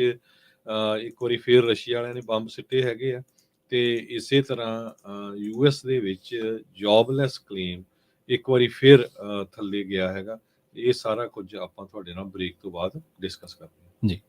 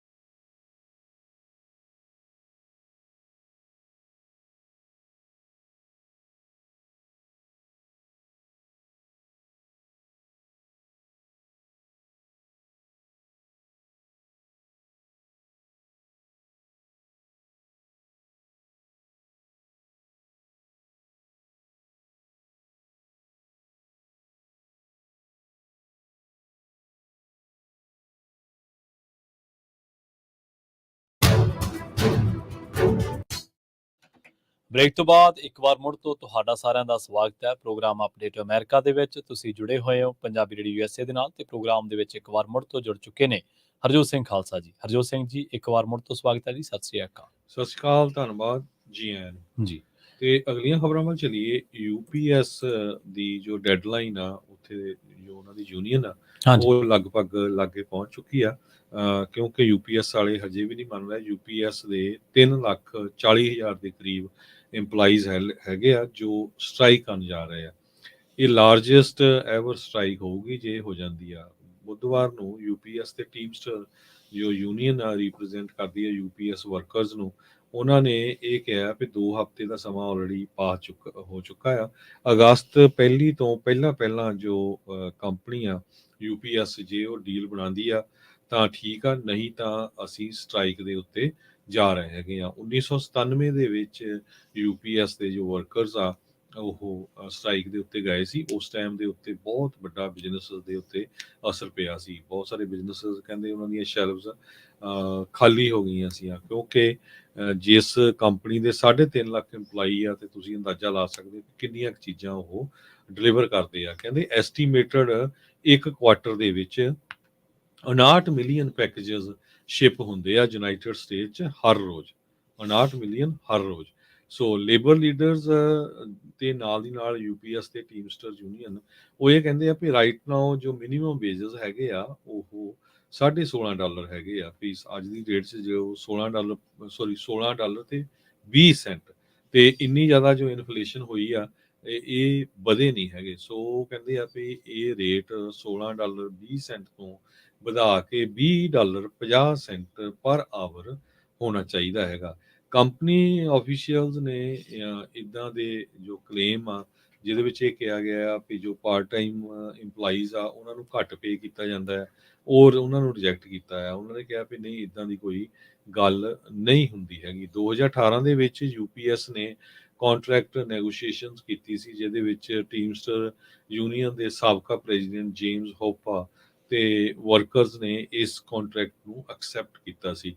ਹੁਣ ਕਾਫੀ ਫੇਰ ਲੰਮਾ ਸਮਾਂ ਹੋ ਗਿਆ, ਇਸ ਕਰਕੇ ਉਹ ਜੋ ਯੂਨੀਅਨ ਦੇ ਮੈਂਬਰਸ ਆ ਉਹ ਸਟ੍ਰਾਈਕ ਕਰਨ ਜਾ ਰਹੇ ਆ। ਤੇ ਜੇ ਸਟ੍ਰਾਈਕ ਹੁੰਦੀ ਆ, ਇਹਦਾ ਅਸਰ ਬਹੁਤ ਜ਼ਿਆਦਾ ਜਿਹੜਾ ਅਮਰੀਕਾ ਦੀ ਇੰਡਸਟਰੀ ਦੇ ਉੱਤੇ, ਅਮਰੀਕਾ ਦੇ ਸਮਾਲ ਬਿਜ਼ਨੈਸਸ ਆ ਉਹਨਾਂ ਦੇ ਉੱਤੇ ਬਹੁਤ ਪਊਗਾ ਜੀ। ਅਗਲੀ ਖਬਰ ਦੇ ਵੱਲ ਵਧੀਏ ਤੇ ਰੁਖ ਕਰਕੇ ਉੱਤਰੀ ਇੰਗਲੈਂਡ ਦੇ ਲੀਡਸ ਸ਼ਹਿਰ ਤੋਂ ਇੱਕ ਬੜੀ ਮੰਦਭਾਗੀ ਜਿਹੜੀ ਖਬਰ ਆ ਉਹ ਆ ਰਹੀ ਹੈ। ਇਸ ਸ਼ਹਿਰ ਦੇ ਵਿੱਚੋਂ ਇੱਕ ਸ਼ਹਿਰ ਦੇ ਵਿੱਚ ਸਿੱਖਾਂ ਦੇ ਇੱਕ ਪਵਿੱਤਰ ਗ੍ਰੰਥ ਦੇ ਜਿਹੜੇ ਕੁਝ ਅੰਗ ਮਿਲੇ ਨੇ, ਤੇ ਇਸ ਮਾਮਲੇ ਦੀ ਹੁਣ ਜਿਹੜੀ ਜਾਂਚ ਆ ਉਹ ਪੁਲਿਸ ਵੱਲੋਂ ਕੀਤੀ ਜਾ ਰਹੀ ਹੈ। ਵੈਸਟ ਯਾਰਕਸ਼ਾਇਰ ਪੁਲਿਸ ਨੇ ਇਹ ਗੱਲ ਦੱਸੀ ਹੈ ਕਿ ਉਹਨਾਂ ਨੂੰ ਐਤਵਾਰ ਨੂੰ ਇੱਕ ਸਿੱਖ ਨੌਜਵਾਨ ਨੇ ਇਸ ਘਟਨਾ ਦੀ ਜਾਣਕਾਰੀ ਦਿੱਤੀ ਸੀ। ਇਹ ਘਟਨਾ 12 ਜੁਲਾਈ ਨੂੰ ਹੈਂਡਿੰਗਲੇ ਇਲਾਕੇ ਦੇ ਵਿੱਚ ਵਾਪਰੀ ਹੈ। ਪਹਿਲਾਂ ਇਹ ਸਮਝਿਆ ਗਿਆ ਸੀਗਾ ਕਿ ਸ਼ਾਇਦ ਜਿਹੜੀ ਪਵਿੱਤਰ ਗ੍ਰੰਥ ਦੇ ਅੰਗਾਂ ਦੇ ਨਾਲ ਜਿਹੜੀ ਛੇੜਛਾੜ ਹੋਈ ਹੈ ਉਹ ਕਿਸੇ ਕੂੜਾ ਚੁੱਕਣ ਵਾਲੇ ਨੇ ਕੀਤੀ ਹੈ, ਤਾਂ ਬਾਅਦ ਦੇ ਵਿੱਚ ਪਤਾ ਲੱਗਿਆ ਕਿ ਇਸ ਥਿਊਰੀ ਨੂੰ ਖਾਰਜ ਕਰ ਦਿੱਤਾ ਗਿਆ। ਹੁਣ ਪੁਲਿਸ ਇਸ ਮਾਮਲੇ ਦੀ ਜਾਂਚ ਕਰ ਰਹੀ ਹੈ, ਤੇ ਪੁਲਿਸ ਨੇ ਉੱਥੋਂ ਦੇ ਸਿੱਖ ਭਾਈਚਾਰੇ ਤੋਂ ਵੀ ਇਸ ਮਸਲੇ ਦੇ ਵਿੱਚ ਸਹਿਯੋਗ ਦੀ ਮੰਗ ਕੀਤੀ ਹੈ ਕਿ ਜੇਕਰ ਤੁਹਾਨੂੰ ਵੀ ਇਸ ਤਰ੍ਹਾਂ ਦੀ ਕੋਈ ਤੁਹਾਡੇ CCTV ਕੈਮਰਿਆਂ ਦੇ ਵਿੱਚ ਜਾਂ ਕੋਈ ਤੁਹਾਨੂੰ ਕਿਸੇ ਤੇ ਸ਼ੱਕ ਹੈ ਤਾਂ ਉਹ ਸਾਡੇ ਨਾਲ ਜਾਣਕਾਰੀ ਜਿਹੜੀ ਆ ਉਹ ਜ਼ਰੂਰ ਸਾਂਝੀ ਕਰੋ। ਸੋ ਇਹਦੀ ਕੌਮਾਂਤਰੀ ਭਾਈਚਾਰੇ ਦੇ ਸਿੱਖ ਪੰਥ ਵੱਲੋਂ ਵੱਡੇ ਪੱਧਰ ਤੇ ਜਿਹੜੀ ਨਿਖੇਧੀ ਕੀਤੀ ਜਾ ਰਹੀ ਹੈ ਕਿ ਇਹ ਜਿਹੜਾ ਦੌਰ ਸੀਗਾ ਬੜੇ ਮੰਦਭਾਗੇ ਤਰੀਕੇ ਦੇ ਨਾਲ ਪੰਜਾਬ ਦੇ ਵਿੱਚ ਸ਼ੁਰੂ ਹੋਇਆ ਸੀ 2014-15 ਦੇ ਵਿੱਚ, ਤੇ ਹਲੇ ਤੱਕ ਵੀ ਸਰਕਾਰਾਂ ਆਈਆਂ ਗਈਆਂ, ਮੁੱਖ ਮੰਤਰੀ ਆਏ ਗਏ, ਬਹੁਤ ਜ਼ਿਆਦਾ ਕੁਝ ਹੋਇਆ, ਪਰ ਉੱਥੇ ਵੀ ਜਿਹੜੀਆਂ ਘਟਨਾਵਾਂ ਇਹ ਨਹੀਂ ਰੁਕੀਆਂ। ਤੇ ਬੜੀ ਮੰਦਭਾਗੀ ਗੱਲ ਇਹ ਹੈ ਇਸ ਪੂਰੇ ਪਹਿਲੂ ਦੇ ਵਿੱਚ, ਪ੍ਰਕਰਨ ਦੇ ਵਿੱਚ, ਕਿ ਹੁਣ ਵਰਲਡ ਦੇ ਵਿੱਚ ਵੀ ਕੁਝ ਥਾਵਾਂ ਤੇ ਸ਼ਰਾਰਤੀ ਅਨਸਰਾਂ ਨੇ ਇਹਨਾਂ ਘਟਨਾਵਾਂ ਨੂੰ ਅੰਜਾਮ ਦੇਣਾ ਸ਼ੁਰੂ ਕਰ ਦਿੱਤਾ, ਜਿਹਦੇ ਕਰਕੇ ਸਿੱਖ ਭਾਈਚਾਰੇ ਦੇ ਵਿੱਚ ਤੇ ਨਾਲ ਸਾਹਿਬ ਸ੍ਰੀ ਗੁਰੂ ਗ੍ਰੰਥ ਸਾਹਿਬ ਦੇ ਵਿੱਚ ਜਿਹੜੇ ਆਸਥਾ ਰੱਖਣ ਵਾਲੇ ਲੋਕ ਆ ਉਹਨਾਂ ਦੇ ਵਿੱਚ ਰੋਸ ਦੀ ਜਿਹੜੀ ਆ ਲਹਿਰ ਆ। ਜੀ ਜੀ। ਅਗਲੀ ਖਬਰ ਵੱਲ ਚੱਲੀਏ। ਰਸ਼ੀਆ ਦੀਆਂ ਫੋਰਸਸ ਨੇ ਫਾਰਮ ਸਟੋਰੇਜ ਬਿਲਡਿੰਗਸ ਜੋ ਯੂਕਰੇਨ ਦੇ ਵਿੱਚ ਆ ਉਹਨਾਂ ਨੂੰ ਪੂਰੀ ਤਰ੍ਹਾਂ ਤਬਾਹ ਕਰ ਦਿੱਤਾ ਹੈਗਾ। ਜਦੋਂ ਤੋਂ ਬਲੈਕ ਸੀ ਪੋਰਟ ਦੀ ਫੈਸਿਲਿਟੀ ਇਹ ਸੀਗੀ, ਤੇ ਜੋ ਬਲੈਕ ਸੀ ਪੋਰਟ ਇਹਦੇ ਸੰਬੰਧ ਦੇ ਵਿੱਚ ਜਿਹੜਾ ਉਹਨਾਂ ਦਾ ਕੰਟਰੈਕਟ ਹੋਇਆ ਸੀ ਵੀ ਘੱਟੋ ਘੱਟ ਜੋ ਕਣਕ ਆ ਉਸ ਨੂੰ ਸ਼ਿਪ ਕੀਤਾ ਜਾ ਸਕਦਾ, ਉਹ ਕੰਟਰੈਕਟ ਆਲਰੇਡੀ ਖਤਮ ਹੋ ਚੁੱਕਾ ਆ। ਰਸ਼ੀਆ ਦੀ ਕਰੂਜ਼ ਮਿਸਲਸ ਆ ਉਹਨਾਂ ਨੇ ਇਹ ਸਟੋਰੇਜ ਬਿਲਡਿੰਗ ਨੂੰ ਪੂਰੀ ਤਰ੍ਹਾਂ ਤਬਾਹ ਕਰ ਦਿੱਤਾ, ਜਿਹਦੇ ਵਿੱਚ ਹਜ਼ਾਰਾਂ ਟਨ ਜੋ ਕਣਕ ਸੀ ਉਹ ਸੜ ਕੇ ਸਵਾਹ ਹੋ ਗਈ ਹੈਗੀ ਆ। 2 ਲੋਕ ਫੱਟੜ ਵੀ ਹੋਏ ਆ। ਇਹ ਉੱਥੇ ਅਟੈਕ ਕੀਤਾ ਗਿਆ ਜਿੱਥੇ 100 metric ton 100 metric ton of piece ਤੇ 20 ਮੀਟ੍ਰਿਕ ਟਨ ਵਾਰਲੀ ਜੋ ਰੱਖੀ ਹੋਈ ਸੀ। ਯੂਕਰੇਨ ਕ੍ਰਿਟੀਕਲ ਆ ਗ੍ਰੇਨ ਐਕਸਪੋਰਟ ਦੇ ਲਈ, ਕਿਉਂਕਿ ਜੇ ਨਹੀਂ ਹੁੰਦਾ ਤੇ ਬਹੁਤ ਸਾਰੇ ਮੁਲਕ ਆ ਉੱਥੇ ਭੁੱਖਮਰੀ ਹੋ ਸਕਦੀ ਹੈਗੀ ਆ। ਤੇ ਇਸੇ ਤਰ੍ਹਾਂ ਜੋ ਯੂਕਰੇਨ ਵਾਲੇ ਆ ਉਹਨਾਂ ਨੂੰ ਅਮਰੀਕਾ ਵਾਲਿਆਂ ਨੇ ਜੋ ਨਵੇਂ ਕਲਸਟਰ ਬੰਬ ਦਿੱਤੇ ਆ ਉਹ ਯੂਜ਼ ਕਰਨੇ ਸ਼ੁਰੂ ਕਰ ਦਿੱਤੇ ਹੈਗੇ ਆ। National security spokesperson John Karbi ਉਹਨਾਂ ਨੇ ਕਿਹਾ ਵੀ ਜੋ ਫੀਡਬੈਕ ਆ ਰਹੀ ਆ ਉਹ ਬਹੁਤ ਵਧੀਆ ਆ, ਵੀ ਇਹ ਕਾਫੀ ਇਫੈਕਟਿਵ ਹੈਗੇ ਆ ਰਸ਼ੀਅਨ ਡਿਫੈਂਸ ਪੋਜੀਸ਼ਨ ਤੇ ਆਪਰੇਸ਼ਨ ਦੇ ਅਗੇਂਸਟ। ਜੋ ਕਲਸਟਰ ਬੰਬਸ ਆ ਇਹ ਮਲਟੀਪਲ ਬੰਬਲੈਟਸ ਹੁੰਦੇ ਆ। ਬਹੁਤ ਸਾਰੇ ਮੁਲਕਾਂ 'ਚ ਬੈਨ ਆ, ਲਗਭਗ 100 ਦੇ ਕਰੀਬ ਸਟੇਟਸ ਦੇ ਵਿੱਚ ਇਹ ਬੈਨ ਆ, ਪਰ ਯੂਐਸ ਨੇ ਯੂਕਰੇਨ ਨੂੰ ਇਹ ਦੇਣ ਦੇ ਵਿੱਚ ਹਾਂ ਕਰ ਦਿੱਤੀ ਆ ਤੇ ਆਲਰੇਡੀ ਦੇ ਵੀ ਦਿੱਤੇ ਗਏ ਹੈਗੇ। ਪ੍ਰੈਜ਼ੀਡੈਂਟ ਜੋ ਬਾਈਡਨ ਉਹਨਾਂ ਦਾ ਵੀ ਕਾਫੀ ਵਿਰੋਧ ਹੋਇਆ ਸੀ। ਉਹਨਾਂ ਨੇ ਕਿਹਾ ਵੀ ਇਹ ਡਿਸੀਜਨ ਤਾਂ ਬੜਾ ਔਖਾ ਸੀ ਪਰ ਇਹ ਸਾਨੂੰ ਲੈਣਾ ਪਿਆ, ਕਿਉਂਕਿ ਯੂਕਰੇਨ ਤਦ ਹੀ ਜੋ ਆ ਸਰਵਾਈਵ ਕਰ ਸਕਦਾ ਹੈਗਾ। ਰਸ਼ੀਆ ਦੇ ਪ੍ਰੈਜ਼ੀਡੈਂਟ ਵਲਾਡੀਮੀਰ ਪੁਟਿਨ ਨੇ ਇਹ ਕਿਹਾ ਵੀ ਯੂਐਸ ਵਾਲੇ ਸ਼ਰੇਆਮ ਮੰਨ ਰਹੇ ਵੀ ਇਹਨਾਂ ਨੇ ਉਹ ਜੋ ਬੰਬ ਆ ਉਹਨਾਂ ਨੂੰ ਦਿੱਤੇ ਹੈਗੇ ਆ। ਓਲੈਕਸੈਂਡਰ ਸਰਕਸੀ ਯੂਕਰੇਨ ਦੇ ਜਨਰਲ ਇੰਚਾਰਜ ਆਪਰੇਸ਼ਨ ਦੇ ਹੈਗੇ ਆ। ਉਹਨਾਂ ਨੇ ਇਹ ਦੱਸਿਆ ਆ ਵੀ ਇਹਦੇ ਨਾਲ ਮੈਕਸਿਮਮ ਡੈਮੇਜ, ਜ਼ਿਆਦਾ ਨੁਕਸਾਨ ਐਨਮੀ ਦੀ ਜੋ ਇਨਫੈਂਟਰੀ ਆ ਜਾਣੀ ਕਿ ਰਸ਼ੀਆ ਵਾਲੇ ਉਹਨਾਂ ਦਾ ਹੁੰਦਾ ਹੈਗਾ ਆ। ਸੋ ਇਹ ਜੋ ਸਾਨੂੰ ਦਿੱਤੇ ਗਏ ਹੈਗੇ ਆ ਇਹਦਾ ਬਹੁਤ ਫਾਇਦਾ ਹੋ ਰਿਹਾ ਹੈ। ਜੀ, ਜੀ। ਅਗਲੀ ਖਬਰ ਦੇ ਵੱਲ ਵਧੀਏ ਤੇ ਰੁਖ ਕਰੀਏ ਯੂਰਪ ਦਾ। ਯੂਰਪ ਦੇ ਵਿੱਚ ਪੈ ਰਹੀ ਗਰਮੀ ਕਰਕੇ ਇਸ ਵੇਲੇ ਲੋਕਾਂ ਦਾ ਜਿਹੜਾ ਜੀਣਾ ਉਹ ਮੁਹਾਲ ਹੋਇਆ ਪਿਆ। ਹਾਲਾਤ ਇਹ ਨੇ ਕਿ ਕਈ ਥਾਈਂ ਜਿਹੜੀਆਂ ਆਉਣ ਜਾਣ ਆ ਉਹ ਬੰਦ ਕਰਨਾ ਪਿਆ। ਕਈ ਜਨਤਕ ਥਾਵਾਂ ਤੇ ਜਿਹੜੀ ਪਾਬੰਦੀ ਲਾਈ ਗਈ ਹੈ, ਖਾਸ ਕਰਕੇ ਜਿੱਥੇ ਧੁੱਪ ਜ਼ਿਆਦਾ ਪੈਂਦੀ ਆ ਉਹਨਾਂ ਥਾਵਾਂ ਦੇ ਵਿੱਚ, ਤੇ ਰੈੱਡ ਕਰਾਸ ਵੀ ਖਾਸ ਕਰਕੇ ਐਕਟਿਵ ਆ ਹੁਣ ਜਿੱਥੇ ਏਥਨਜ਼ ਵਰਗੇ, ਗ੍ਰੀਸ ਵਰਗੇ ਇਲਾਕਿਆਂ ਦੇ ਵਿੱਚ। ਤੇ ਦੱਸਦੇ ਆ ਕਿ ਇਹਦੇ ਨਾਲ ਇੱਕ ਹੋਰ ਚਰਚਾ ਜਿਹੜੀ ਛਿੜ ਗਈ ਹੈ ਉਹ ਇਹ ਹੈ ਕਿ ਇਸ ਵੇਲੇ ਦੁਨੀਆ ਭਰ ਦੇ ਵਿੱਚ ਲੋਕ ਘੁੰਮਣ ਕਿਤੇ ਜਾਣ। ਜਿਹੜੇ ਕੌਮਾਂਤਰੀ ਟੂਰਿਸਟ ਨੇ ਉਹਨਾਂ ਦੇ ਨਾਲ ਜਦੋਂ ਮੀਡੀਆ ਅਦਾਰਿਆਂ ਨੇ ਗੱਲਬਾਤ ਕੀਤੀ ਉਹ ਕਹਿੰਦੇ ਕਿ ਲੰਘੇ ਦਿਨੀ ਕੈਨੇਡਾ ਦੇ ਘੁੰਮਣ ਵਾਲੇ ਕੁਝ ਇਲਾਕਿਆਂ ਦੇ ਵਿੱਚ ਅੱਗ ਲੱਗੀ ਰਹੀ, ਉੱਥੇ ਨਹੀਂ ਸੀ ਜਾ ਸਕੇ। ਇਸ ਵੇਲੇ ਅਮਰੀਕਨ ਸਾਊਥ ਤੇ ਨਾਰਥ ਅਫਰੀਕਾ ਦੇ ਵਿੱਚ ਬਹੁਤ ਜ਼ਿਆਦਾ ਜਿਹੜੇ ਮੌਸਮੀ ਤਬਦੀਲੀਆਂ, ਹੀਟ ਆ ਰਹੀ ਆ। ਯੂਰਪ ਦਾ ਆਲਰੇਡੀ ਬੁਰਾ ਹਾਲ ਹੋਇਆ ਪਿਆ। ਏਸ਼ੀਆ ਦੇ ਵਿੱਚ ਮੌਨਸੂਨ ਅਤੇ ਫਲੱਡਿੰਗ ਕਰਕੇ ਬਹੁਤ ਜਿਹੜਾ ਬੁਰਾ ਹਾਲ ਹੋਇਆ ਪਿਆ। ਸੋ ਲੰਘੇ ਦਿਨੀ ਆਪਾਂ ਜਦੋਂ ਯੂਰਪ ਦੇ ਬਾਰੇ ਗੱਲਬਾਤ ਦੱਸ ਰਹੇ ਸੀਗੇ ਤਾਂ ਪਿਛਲੇ ਦਿਨੀ 61,000 ਤੋਂ ਵੱਧ ਮੌਤਾਂ ਦੀ ਜਿਹੜੀ ਆਪਾਂ ਗੱਲ ਕੀਤੀ ਸੀ ਕਿ ਯੂਰਪ ਦੇ ਵਿੱਚ ਗਰਮੀ ਕਰਕੇ, ਡੀਹਾਈਡਰੇਸ਼ਨ ਕਰਕੇ, ਹੀਟ ਸਟ੍ਰੋਕ ਕਰਕੇ ਮੌਤ ਵੀ ਹੋ ਸਕਦੀ ਤੇ 61,000 ਤੋਂ ਵੱਧ ਮੌਤਾਂ ਜਿਹੜੀਆਂ ਉਹ ਹੋ ਗਈਆਂ ਨੇ। ਤੇ ਦੱਸਿਆ ਗਿਆ ਕਿ ਪਹਿਲਾਂ ਵੀ ਇਹ ਐਸੀ ਸਥਿਤੀ ਜਦੋਂ ਹੋਈ ਸੀਗੀ, ਜਦੋਂ ਇਹਨਾਂ ਇਲਾਕਿਆਂ ਦੇ ਵਿੱਚ ਅਜਿਹਾ ਮੌਸਮ ਬਣਦਾ ਤਾਂ ਇਹ ਥਕਾਵਟ, ਸਿਰ ਦਰਦ, ਬੁਖਾਰ ਤੇ ਨੀਂਦ ਨਾ ਆਉਣ ਵਰਗੇ ਲੱਛਣਾਂ ਨੂੰ ਜਿਹੜਾ ਜ਼ਿਆਦਾ ਜਨਮ ਦਿੰਦਾ ਤੇ ਉਸ ਤੋਂ ਬਾਅਦ ਇਹਨਾਂ ਇਲਾਕਿਆਂ ਦੇ ਵਿੱਚ ਇੰਨੀ ਗਰਮੀ ਪੈਂਦੀ ਹੈ ਕਿ ਡੀਹਾਈਡਰੇਸ਼ਨ ਜਿਹੜੀ ਉਹ ਆਮ ਜੀ ਗੱਲ ਬਣ ਜਾਂਦੀ ਹੈ ਤੇ ਕਈ ਵਾਰੀ ਮੌਤਾਂ ਵੀ ਹੋ ਜਾਂਦੀਆਂ। ਜੇਕਰ ਤਾਪਮਾਨ ਜਿਹੜਾ ਉਹ 40 ਡਿਗਰੀ ਤੋਂ ਉੱਪਰ ਚਲਾ ਜਾਵੇ ਤਾਂ ਹੀਟ ਸਟ੍ਰੋਕਸ ਦੇ ਜਿਹੜੇ ਮਾਮਲੇ ਨੇ ਉਹ ਵੀ ਸਾਹਮਣੇ ਆ ਜਾਂਦੇ ਨੇ ਤੇ ਇਹ ਗਰਮੀ ਦੇ ਨਾਲ ਹੋਣ ਵਾਲੀ ਸਭ ਤੋਂ ਜਿਹੜੀ ਗੰਭੀਰ ਬਿਮਾਰੀ ਉਹ ਕਹੀ ਜਾਂਦੀ ਹੈ।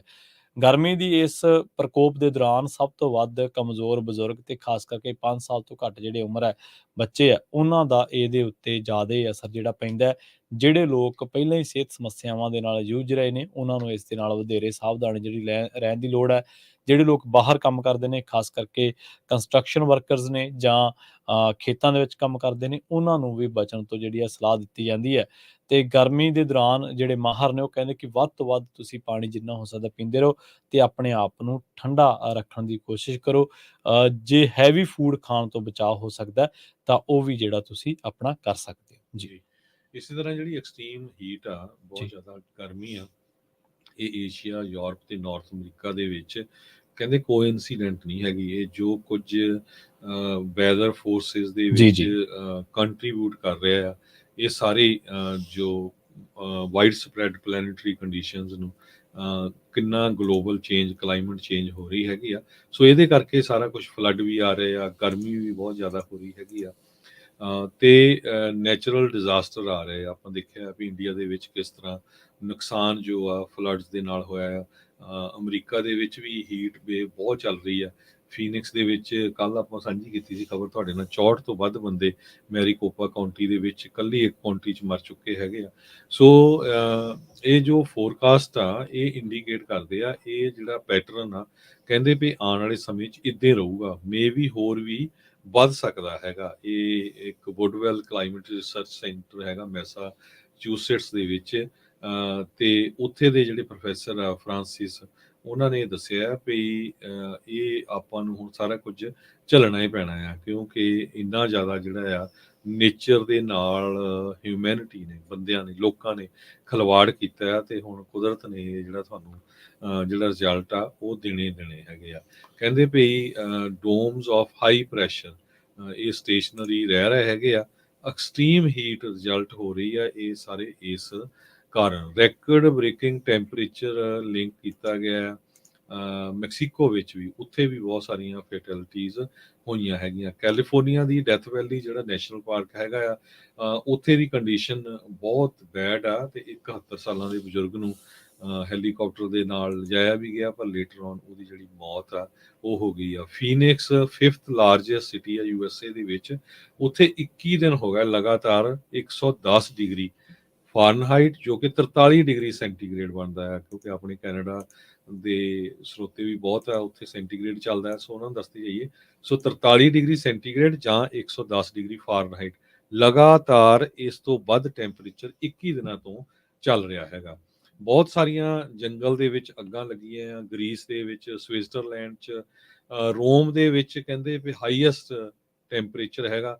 ਟੋਕੀਓ ਨੇ 150 ਸਾਲਾਂ ਦਾ ਰੈਕਡ ਹੀਟ ਦੇ ਸੰਬੰਧ ਦੇ ਵਿੱਚ ਆਪਣਾ ਤੋੜਿਆ ਹੈਗਾ ਆ। ਸੋ ਇਹ ਬਹੁਤ ਕੁਛ ਚੇਂਜ ਹੋ ਰਿਹਾ। ਦੂਸਰੇ ਪਾਸੇ ਫਲੱਡ ਬਹੁਤ ਆ ਰਿਹਾ। ਇੰਡੀਆ ਦੇ ਵਿੱਚ ਇੰਨਾ ਜ਼ਿਆਦਾ ਟੋਰੈਂਸ਼ੀਅਲ ਡਾਊਨਪੋਰ ਹੋਇਆ, ਇੰਨਾ ਜ਼ਿਆਦਾ ਮੀਂਹ ਪਿਆ ਆ, ਜਿਹਦੇ ਨਾਲ ਡੈਮੇਜ ਬਹੁਤ ਜ਼ਿਆਦਾ ਹੋਇਆ। ਫਲੱਡਿੰਗ ਦੇ ਨਾਲ ਆਪਾਂ ਦੇਖਿਆ ਪੰਜਾਬ, ਹਿਮਾਚਲ, ਹੋਰ ਸਟੇਟਾਂ ਦੇ ਵਿੱਚ। ਚਾਈਨਾ ਦੇ ਵਿੱਚ ਜੋ ਫਲੱਡ ਆ ਉਹ ਉੱਥੇ ਬਹੁਤ ਖਤਰਾ ਆ, ਬੀਜਿੰਗ ਦੇ ਵਿੱਚ, ਟਿਆਨਜ਼ਿਨ ਦੇ ਵਿੱਚ। US ਦਾ ਨਾਰਥ ਈਸਟ 2 ਲਗਾਤਾਰ ਹਫ਼ਤੇ ਜਿਹੜਾ ਆ ਫੇਟਲ ਫਲੱਡਿੰਗ ਐਕਸਪੀਰੀਅੰਸ ਕਰ ਸਕਦਾ ਹੈ।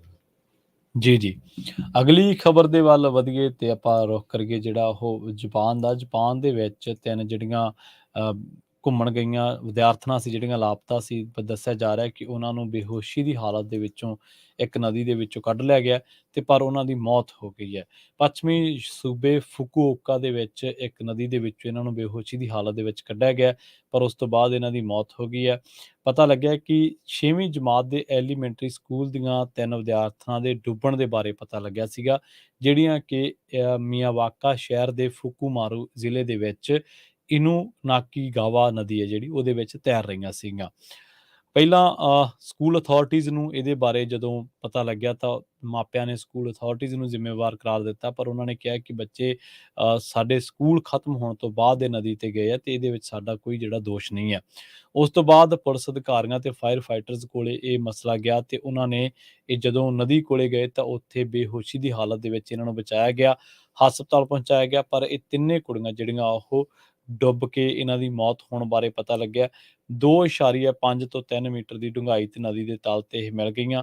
ਪਤਾ ਲੱਗਿਆ ਕਿ ਇਹ ਪਿਕਨਿਕ ਪਾਰਟੀ ਜਿਹੜੀ ਆ ਉੱਥੇ ਉਹ ਪਿਕਨਿਕ ਕਰਨ ਗਈਆਂ ਸੀਗੀਆਂ, ਤੇ ਉੱਥੇ ਇਹਨਾਂ ਨੇ ਨਹਾਉਣ ਦਾ ਜਿਹੜਾ ਮਨ ਬਣਾਇਆ, ਪਰ ਇਹ ਡੂੰਘੇ ਪਾਣੀ ਦੇ ਵਿੱਚ ਚਲੀਆਂ ਗਈਆਂ, ਜਿਹਦੇ ਕਰਕੇ ਇਹਨਾਂ ਦਾ ਬਾਅਦ ਦੇ ਵਿੱਚ ਬਾਹਰ ਨਿਕਲਣਾ ਜਿਹੜਾ ਉਹ ਨਹੀਂ ਹੋ ਸਕਿਆ, ਬਾਹਰ ਨਹੀਂ ਨਿਕਲ ਸਕੀਆਂ, ਤੇ ਇਹਨਾਂ ਦੀ ਡੁੱਬ ਕੇ ਮੌਤ ਹੋ ਗਈ। ਜੀ ਅਗਲੀ ਖਬਰ ਵੱਲ ਚਲੀਏ ਤੇ US ਦਾ ਜੋ ਜੌਬਲੈਸ ਕਲੇਮਸ ਆ ਉਹ ਇੱਕ ਵਾਰੀ ਫੇਰ ਡਾਊਨ ਚਲੇ ਗਿਆ। ਲੇਬਰ ਮਾਰਕੀਟ ਕੰਡੀਸ਼ਨ ਜੋ ਆ ਉਹ ਕਾਫੀ ਸਟਰੋਂਗ ਚੱਲ ਰਹੀ ਹੈਗੀ ਆ।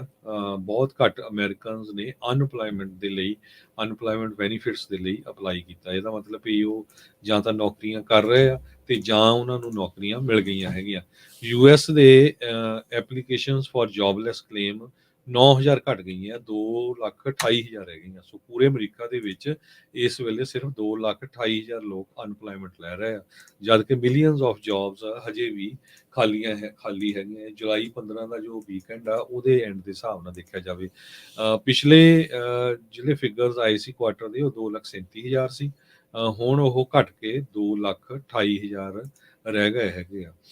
ਸੋ 3 ਵੀਕ ਫॉर 3 ਵੀਕਸ ਮਈ ਦੇ ਆਖਰ ਵਿੱਚ ਤੇ ਜੂਨ ਦੇ ਅਰਲੀ ਦੇ ਵਿੱਚ ਜੌਬਲੈਸ ਕਲੇਮ ਇਦਾਂ ਲੱਗ ਰਿਹਾ ਸੀ ਵੀ 2,60,000 ਦੇ ਕਰੀਬ ਹੈਗੇ ਆ।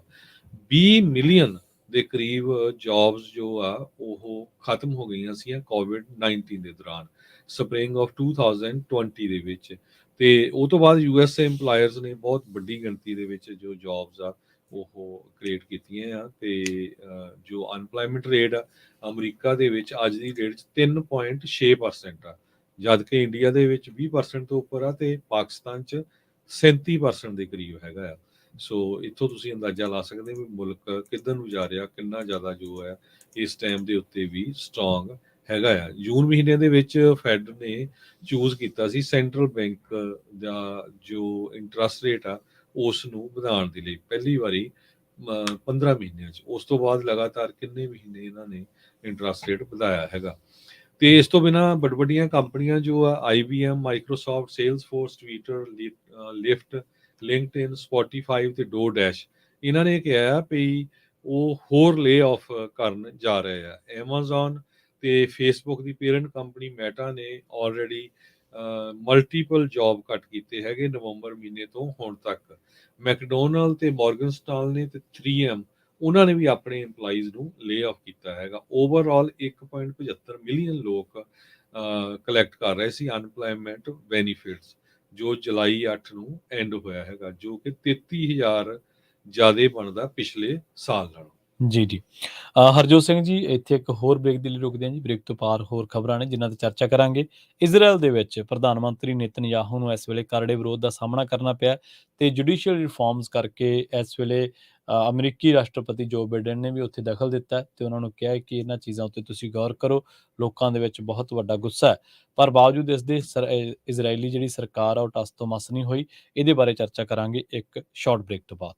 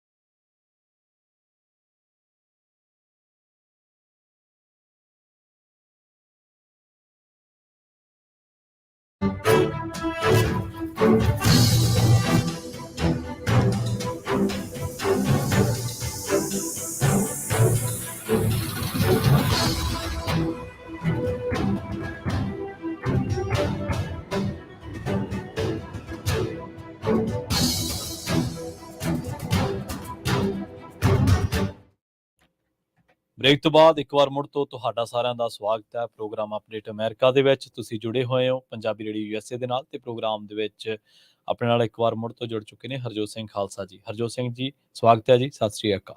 ਸਤਿ ਸ਼੍ਰੀ ਅਕਾਲ, ਧੰਨਵਾਦ ਜੀ ਆਇਆਂ ਨੂੰ। ਜੀ, ਤੇ ਬ੍ਰੇਕ ਤੇ ਜਾਣ ਤੋਂ ਪਹਿਲਾਂ ਆਪਾਂ ਗੱਲਬਾਤ ਕੀਤੀ ਸੀ ਇਜ਼ਰਾਈਲ ਦੇ ਤਾਜ਼ਾ ਬਣੇ ਹਾਲਾਤਾਂ ਦੇ ਬਾਰੇ। ਇਜ਼ਰਾਈਲ ਦੇ ਵਿੱਚ ਜੁਡੀਸ਼ੀਅਲ ਰਿਫਾਰਮਸ ਨੂੰ ਲੈ ਕੇ ਸਰਕਾਰ ਕਾਨੂੰਨ ਪਾਸ ਕਰਨ ਜਾ ਰਹੀ ਹੈ, ਉਹਦੇ ਵਿਰੁੱਧ ਸੈਂਕੜੇ ਲੋਕ ਇੱਕ ਵਾਰ ਮੁੜ ਤੋਂ ਸੜਕਾਂ ਦੇ ਉੱਤੇ ਨੇ, ਤੇ ਇਜ਼ਰਾਈਲੀ ਪ੍ਰਧਾਨ ਮੰਤਰੀ ਬੈਂਜਾਮਿਨ ਨੇਤਨਯਾਹੂ ਨੂੰ ਤੇ ਉਹਦੀ ਜਿਹੜੀ ਨੈਸ਼ਨਲਿਸਟ ਕੋਆਲੀਸ਼ਨ ਗਵਰਨਮੈਂਟ ਹੈ ਉਹਦੇ ਵਿਰੁੱਧ ਜੁਡੀਸ਼ੀਅਲੀ ਓਵਰਹਾਲ ਆ ਜੋ ਵੀ, ਉਹਦੇ ਵਿਰੁੱਧ ਤੈਲ ਅਵੀਵ ਜਿਹੜੀ ਕਿ ਰਾਜਧਾਨੀ ਹੈ ਉੱਥੇ ਬਹੁਤ ਵੱਡੇ ਪੱਧਰ ਤੇ ਮੁਜ਼ਾਹਰੇ ਹੋਏ, ਤੇ ਇਹਨਾਂ ਮੁਜ਼ਾਹਰਾਕਾਰੀਆਂ ਨੂੰ ਖਦੇੜਨ ਦੇ ਲਈ ਪੁਲਿਸ ਨੂੰ ਅਥਰੂ ਗੈਸ ਤੇ ਵਾਟਰ ਕੈਨਨ ਦਾ ਇਸਤੇਮਾਲ ਆ ਉਹ ਵੀ ਕਰਨਾ ਪਿਆ ਸੀ। ਅਸਲ ਦੇ ਵਿੱਚ ਹੁਣ ਇਹ ਮਸਲਾ ਕੌਮਾਂਤਰੀ ਪੱਧਰ ਤੇ ਵੀ ਖਾਸੀ ਸਮੀਖਿਆ ਉਹ ਮੰਗ ਰਿਹਾ ਤੇ ਖੱਟ ਵੀ ਰਿਹਾ। ਇਹਦੀ ਤਰ੍ਹਾਂ ਤੋਂ ਪੜਚੋਲ ਕੀਤੀ ਜਾ ਰਹੀ ਹੈ, ਤੇ ਇਧਰ ਦੂਜੇ ਪਾਸੇ ਅਮਰੀਕਾ ਦੇ ਵਿੱਚ ਵੀ ਇਸ ਬਿੱਲ ਨੂੰ ਲੈ ਕੇ, ਲੋਕਾਂ ਦੇ ਇਸ ਪ੍ਰੋਟੈਸਟ ਨੂੰ ਲੈ ਕੇ ਅਮਰੀਕੀ ਸਰਕਾਰ ਨੇ ਵੀ ਇਸ ਤੇ ਟਿੱਪਣੀ ਕੀਤੀ ਹੈ। ਖਾਸ ਕਰਕੇ ਰਾਸ਼ਟਰਪਤੀ ਨੇ ਜੋ ਬਾਈਡਨ, ਉਹਨਾਂ ਨੇ ਇਹ ਗੱਲ ਕਹੀ ਹੈ ਕਿ ਜਿਹੜੀ ਸਰਕਾਰ ਇਹਨਾਂ ਨੂੰ ਲੈ ਕੇ ਆ ਰਹੀ ਹੈ ਜੁਡੀਸ਼ੀਅਲ ਰਿਫਾਰਮਸ, ਤਾਂ ਜੇਕਰ ਲੋਕ ਵਿਰੋਧ ਕਰ ਰਹੇ ਨੇ ਤਾਂ ਸਰਕਾਰ ਨੂੰ ਇੱਕ ਵਾਰ ਮੁੜ ਤੋਂ ਇਹਨਾਂ ਤੇ ਗੌਰ ਕਰਨੀ ਚਾਹੀਦੀ ਹੈ। ਹੁਣ ਇਸੇ ਗੱਲ ਦੇ ਉੱਤੇ ਹੀ ਦੱਸਦੇ ਚੱਲੀਏ ਕਿ ਤੇਲ ਅਵੀਵ ਦੇ ਵਿੱਚ ਬਹੁਤ ਵੱਡੇ ਪੱਧਰ ਤੇ ਰੋਸ ਮੁਜ਼ਾਹਰੇ ਹੋਏ, ਤੇ ਲੋਕਾਂ ਨੇ ਇੱਕ ਵਾਰ ਮੁੜ ਤੋਂ ਬੈਂਜਾਮਿਨ ਨੇਤਨਯਾਹੂ ਤੇ ਦੋਸ਼ ਲਾਏ ਨੇ ਕਿ ਉਹ ਸੁਪਰੀਮ ਕੋਰਟ, ਨਿਆਂ, ਕਾਨੂੰਨ, ਸੰਵਿਧਾਨ ਦਾ ਦਾਇਰਾ ਸੀਮਿਤ ਕਰਕੇ ਤੇ ਆਪਣੀ ਸਰਕਾਰ ਨੂੰ ਅਖਤਿਆਰ ਵੱਧ ਦੇ ਰਹੇ ਨੇ, ਤੇ ਇਹ ਬਿਲਕੁਲ ਗਲਤ ਹੈ। ਇਸ ਤਰ੍ਹਾਂ ਨਹੀਂ ਹੋਣਾ ਚਾਹੀਦਾ। ਜਿਹੜੀਆਂ ਸ਼ਕਤੀਆਂ ਨੇ, ਕਨਸਟੀਟਿਊਸ਼ਨਲ ਪਾਵਰਸ ਨੇ, ਰਾਈਟਸ ਨੇ, ਉਹ ਕਿਸੇ ਵਿਅਕਤੀ ਵਿਸ਼ੇਸ਼ ਕੋਲੇ ਨਹੀਂ ਹੋਣੇ ਚਾਹੀਦੇ, ਉਹ ਇੱਕ ਸਿਸਟਮੈਟਿਕ ਢਾਂਚੇ ਦੇ ਕੋਲੇ ਜ਼ਰੂਰ ਹੋਣੇ ਚਾਹੀਦੇ ਨੇ। ਸੋ ਇਸ ਕਰਕੇ ਬਹੁਤ ਵੱਡੇ ਪੱਧਰ ਤੇ ਜੁਡੀਸ਼ੀਅਲ ਰਿਫਾਰਮਸ ਨੇ, ਖਾਸ ਕਰਕੇ ਜਿਨ੍ਹਾਂ ਦੇ ਉੱਤੇ ਦੋਸ਼ ਲੱਗ ਰਿਹਾ ਕਿ ਬੈਂਜਾਮਿਨ ਨੇਤਨਯਾਹੂ ਦੀ ਸਰਕਾਰ ਸੁਪਰੀਮ ਕੋਰਟ ਦੀਆਂ ਤੇ ਕਾਨੂੰਨ ਸ਼ਕਤੀਆਂ ਦੀ ਸ਼ਕਤੀਆਂ ਉਹਨਾਂ ਦਾ ਦਾਇਰਾ ਘਟਾ ਰਹੀ ਹੈ, ਤਾਂ ਉਹ ਹੁਣ ਲੋਕ ਕਹਿੰਦੇ ਕਿ ਅਸੀਂ ਪਾਸ ਕਿਸੇ ਵੀ ਹਾਲਤ ਦੇ ਵਿੱਚ ਨਹੀਂ ਹੋਣ ਦੇਣੇ, ਤੇ ਨਾ ਹੀ ਦੇਸ਼ ਦੇ ਵਿੱਚ ਲਾਗੂ ਹੋਣ ਦੇਣੇ। ਜੀ ਅਗਲੀ ਖਬਰ ਵੱਲ ਚੱਲੀਏ ਤੇ ਆਪਾਂ ਜੇ ਸਟਾਕ ਮਾਰਕੀਟ ਦੀ ਗੱਲ ਕਰੀਏ, ਅੱਜ ਸਟਾਕ ਮਾਰਕੀਟ ਦੇ ਵਿੱਚ ਕਾਫੀ ਕੁਝ ਉੱਪਰ ਜਾ ਰਿਹਾ ਹੈ। American express, auto nation, CSX ਤੇ ਹੋਰ ਕੰਪਨੀਆਂ ਦੇ ਜੋ ਸਟਾਕਸ ਆ ਉਹ ਕਾਫੀ ਉੱਪਰ ਗਏ ਆ। ਅਮਰੀਕਨ ਐਕਸਪ੍ਰੈਸ ਜੋ ਆ ਉਹ ਉੱਪਰ ਗਿਆ ਆ। ਆਟੋ ਨੇਸ਼ਨ ਦੇ ਸਟਾਕ ਜੋ ਆ ਉਹ ਡਾਊਨ ਗਏ ਹੈਗੇ ਆ 3%, ਤੇ ਇਸੇ ਤਰ੍ਹਾਂ ਸਨੋਵਾ ਜੋ ਸੋਲਰ ਕੰਪਨੀ ਹੈਗੇ ਆ ਉਹਦੇ ਸਟਾਕ ਆ ਉਹ ਡਾਊਨ ਗਏ। CSX ਦੇ ਸਟਾਕ 4% ਦੇ ਕਰੀਬ, ਜੋ ਇਹ ਟਰਾਂਸਪੋਰਟੇਸ਼ਨ ਕੰਪਨੀਆਂ ਡਾਊਨ ਗਏ। ਟਰਾਂਸਪੋਰਟੇਸ਼ਨ ਕੰਪਨੀ ਜੋ ਆਪਾਂ ਦੇਖੀ ਆ, ਟਰੱਕਿੰਗ ਨੂੰ ਲੈ ਕੇ ਬਹੁਤ ਬੁਰਾ ਹਾਲ ਚੱਲ ਰਿਹਾ ਹੈਗਾ, ਕਿਉਂਕਿ ਉਹਨਾਂ ਦੀ ਜੋ ਰੈਵਨਿਊ ਆ, ਅਰਨਿੰਗਸ ਆ, ਉਹ ਕਾਫੀ ਘਟ ਰਹੀਆਂ ਹੈਗੀਆਂ। ਸੋ ਇਹਦਾ ਸਾਰੇ ਕਾਸੇ ਦਾ ਅਸਰ ਬਹੁਤ ਜ਼ਿਆਦਾ ਹੋ ਰਿਹਾ। ਨਾਈਟ ਸਵਿਫਟ ਟਰਾਂਸਪੋਰਟੇਸ਼ਨ, ਉਹਦਾ ਸਟਾਕ ਵੀ 2% ਦੇ ਕਰੀਬ ਡਾਊਨ ਗਿਆ। ਸੋ ਸਾਰੀਆਂ ਟਰੱਕਿੰਗ ਕੰਪਨੀਆਂ ਦੇ ਸਟਾਕ ਆ ਉਹ ਕਾਫੀ ਡਾਊਨ ਗਏ ਆ, ਕਿਉਂਕਿ ਉਹਨਾਂ ਦੀ ਇਨਕਮ ਆ ਉਹ ਬਹੁਤ ਘਟ ਰਹੀ ਹੈਗੀ ਆ। ਸਕੋਲੈਸਟਿਕ ਦੇ ਸਟਾਕ 6% ਦੇ ਕਰੀਬ ਅਪ ਗਏ ਹੈਗੇ ਆ। ਸੋ ਸਟਾਕ ਮਾਰਕੀਟ ਪਿਛਲੇ 8-9 ਦਿਨਾਂ ਤੋਂ ਲਗਾਤਾਰ ਅਪ ਜਾ ਰਹੀ ਸੀ। ਹੁਣ ਪਰ ਵੱਖ-ਵੱਖ ਇੰਡਸਟਰੀ ਦੇ, ਜਿਸ ਤਰ੍ਹਾਂ ਮੈਂ ਤੁਹਾਨੂੰ ਦੱਸਿਆ ਕਿ ਖਾਸ ਕਰਕੇ ਟਰਾਂਸਪੋਰਟੇਸ਼ਨ ਇੰਡਸਟਰੀ ਦੇ ਸਟਾਕ ਡਾਊਨ ਗਏ ਹੈਗੇ। ਜੀ।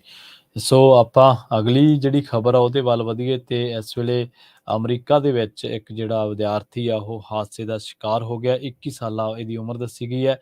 ਦੱਸਿਆ ਗਿਆ ਹੈ ਕਿ ਇਹ ਕੈਸਕੇਡ ਦੇ ਪਹਾੜਾਂ ਦੇ ਵਿੱਚ ਨਾਰਥ ਸਿਸਟਰ ਦੇ ਸਿਖਰਲੇ ਸਿਖਰ ਸੀਗਾ ਉਹ ਉੱਥੋਂ ਡਿੱਗ ਪਿਆ, ਤੇ ਇਸ ਕਰਕੇ ਇਹਦੀ ਮੌਤ ਹੋ ਗਈ ਹੈ। ਤੇ ਪਤਾ ਲੱਗਿਆ ਕਿ ਇਸ ਤੱਕ ਪਹੁੰਚਣਾ ਕਾਫੀ ਮੁਸ਼ਕਲ ਹੋ ਰਿਹਾ, ਤੇ ਉਧਰ ਦੂਜੇ ਪਾਸੇ ਉਹਦੇ ਮਾਪਿਆਂ ਦਾ ਰੋ ਕੇ ਬੁਰਾ ਹਾਲ ਹੈ। ਇਹਦਾ ਨਾਮ ਜ਼ੁਏਲ ਟਰੋਂਬੀ ਦੱਸਿਆ ਗਿਆ, ਤੇ ਉਹ ਬਾਹਰ ਘੁੰਮਣਾ ਪਸੰਦ ਕਰਦਾ ਸੀ, ਤੇ ਇਸ ਸਾਲ ਦੇ ਵਿੱਚ ਉਹਨੇ ਦਸੰਬਰ ਦੇ ਵਿੱਚ ਕਾਲਜ ਤੋਂ ਗ੍ਰੈਜੂਏਟ ਹੋਣਾ ਸੀਗਾ।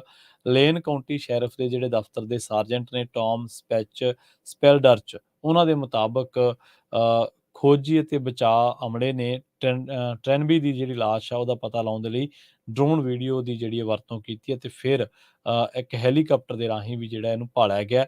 ਨਾਰਥ ਸਿਸਟਰ ਦੀ ਉਚਾਈ 3000 74 ਮੀਟਰ ਹੈ ਤੇ ਇਹਦੇ ਵਿੱਚ ਇਹ ਦੱਸਿਆ ਜਾਂਦਾ ਹੈ ਕਿ ਇਹ ਅਮਰੀਕਾ ਦੇ ਵਿੱਚ ਜਿਹੜੀਆਂ ਮੁਸ਼ਕਲ ਚੜ੍ਹਾਈਆਂ ਨੇ ਪਹਾੜਾਂ ਦੀਆਂ, ਉਹਨਾਂ ਦੇ ਵਿੱਚੋਂ ਇੱਕ ਵਜੋਂ ਮੁਸ਼ਕਲ ਚੜ੍ਹਾਈ ਵਜੋਂ ਜਾਣਿਆ ਜਾਂਦਾ ਹੈ ਤੇ ਦੱਸਿਆ ਜਾਂਦਾ ਹੈ ਕਿ ਸੁਰੱਖਿਆ ਦੇ ਲਈ ਰੱਸੀਆਂ ਬੰਨ੍ਹਣ ਦੇ ਲਈ ਥਾਵਾਂ ਦੀ ਘਾਟ ਵੀ ਹੁੰਦੀ ਹੈ ਤੇ ਟਰੋਂਬੀ ਜਦੋਂ ਚੜ੍ਹ ਰਿਹਾ ਸੀ ਆਪਣੇ ਹੋਰ ਜਿਹੜੇ ਜਮਾਤੀ ਆ ਉਹਨਾਂ ਦੇ ਨਾਲ, ਤਾਂ 90 ਤੋਂ ਦੱਸਦੇ ਕਿ 150 ਮੀਟਰ ਉਹ ਹੇਠਾਂ ਡਿੱਗਿਆ ਤੇ ਗੰਭੀਰ ਰੂਪ ਦੇ ਵਿੱਚ ਉਹ ਜ਼ਖਮੀ ਹੋ ਗਿਆ। ਪਰ ਇਹਦੇ ਦਰਮਿਆਨ ਇਹ ਨਹੀਂ ਪਤਾ ਲੱਗਿਆ ਕਿ ਟਰੋਂਬੀ ਡਿੱਗਿਆ ਕਿੱਥੇ ਹੈ। ਸੋ ਉਸ ਤੋਂ ਬਾਅਦ ਬਦਕਿਸਮਤੀ ਦੇ ਨਾਲ ਜਦੋਂ ਉਹਨੂੰ ਖੋਜਕਰਤਾ ਪਹੁੰਚੇ ਉੱਥੇ, ਜਦੋਂ ਉਹਨੂੰ ਲੱਭਿਆ ਗਿਆ ਤਾਂ ਉਦੋਂ ਨੂੰ ਉਹਦੀ ਜਿਹੜੀ ਮੌਤ ਆ ਉਹ ਹੋ ਚੁੱਕੀ ਸੀ। ਜੀ।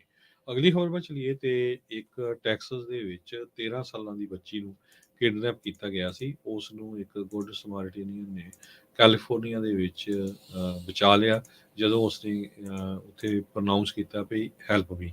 ਕਹਿੰਦੇ 13 ਸਾਲਾਂ ਦੀ ਬੱਚੀ ਟੈਕਸਸ ਦੇ ਵਿੱਚ ਇਹ ਤੁਰ ਕੇ ਜਾ ਰਹੀ ਸੀ ਜਦੋਂ ਸਟੀਵਨ ਰੋਬਰਟ ਸੈਬਲਨ 61 ਸਾਲਾਂ ਦਾ ਜੋ ਸਲੀਵਰਨ ਟੈਕਸਸ ਤੋਂ ਹੈਗਾ, ਉਸ ਨੇ ਇਹਦੇ ਗਨ ਰੱਖ ਕੇ ਗਿਆ ਵੀ ਤੂੰ ਮੇਰੀ ਕਾਰ ਦੇ ਵਿੱਚ ਆ ਜਾ, ਨਹੀਂ ਤਾਂ ਤੈਨੂੰ ਹਰਟ ਕੀਤਾ ਜਾਊਗਾ। ਤੇ ਉਸ ਨੂੰ ਕਹਿੰਦੇ ਵੀ ਉਹ ਆਪਣੀ ਕਾਰ ਦੇ ਵਿੱਚ ਲੈ ਕੇ ਟੈਕਸਸ ਤੋਂ ਕੈਲੀਫੋਰਨੀਆ ਦੇ ਵਿੱਚ ਪਹੁੰਚ ਗਿਆ। ਸੈਨ ਐਂਟੋਨੀਓ ਦੇ ਵਿੱਚ ਇਹ ਬੱਚੀ ਜੋ ਆ ਉਹ ਤੁਰ ਪੈਦਲ ਜਾ ਰਹੀ ਸੀ ਜੁਲਾਈ 6 ਨੂੰ।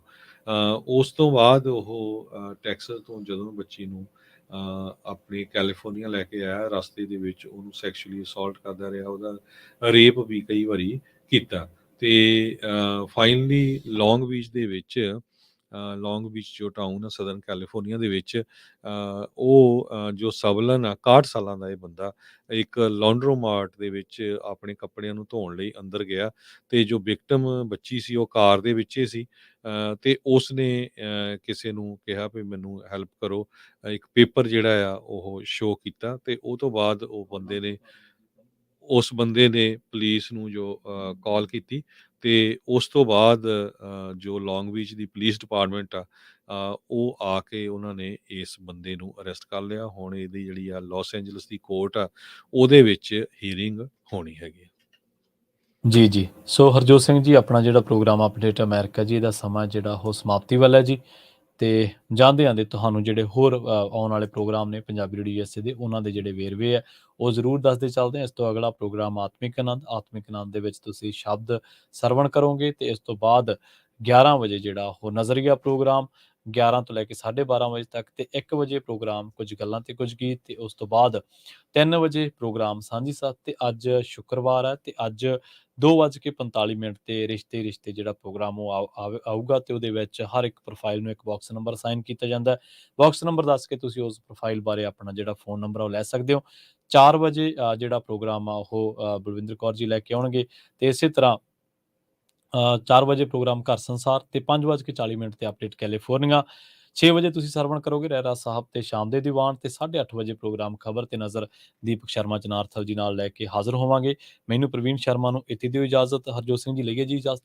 ਜੀ, ਮੇਰੇ ਹਰਜੋਤ ਸਿੰਘ ਵੱਲੋਂ ਤੇ ਪ੍ਰਵੀਨ ਸ਼ਰਮਾ ਵੱਲੋਂ ਤੁਹਾਨੂੰ ਸਾਰਿਆਂ ਨੂੰ ਬਹੁਤ ਹੀ ਪਿਆਰ ਤੇ ਸਤਿਕਾਰ ਭਰੀ ਸਤਿ ਸ੍ਰੀ ਅਕਾਲ ਤੇ ਸੁਣਦੇ ਰਹੋ ਪੰਜਾਬੀ ਰੇਡੀਓ USA।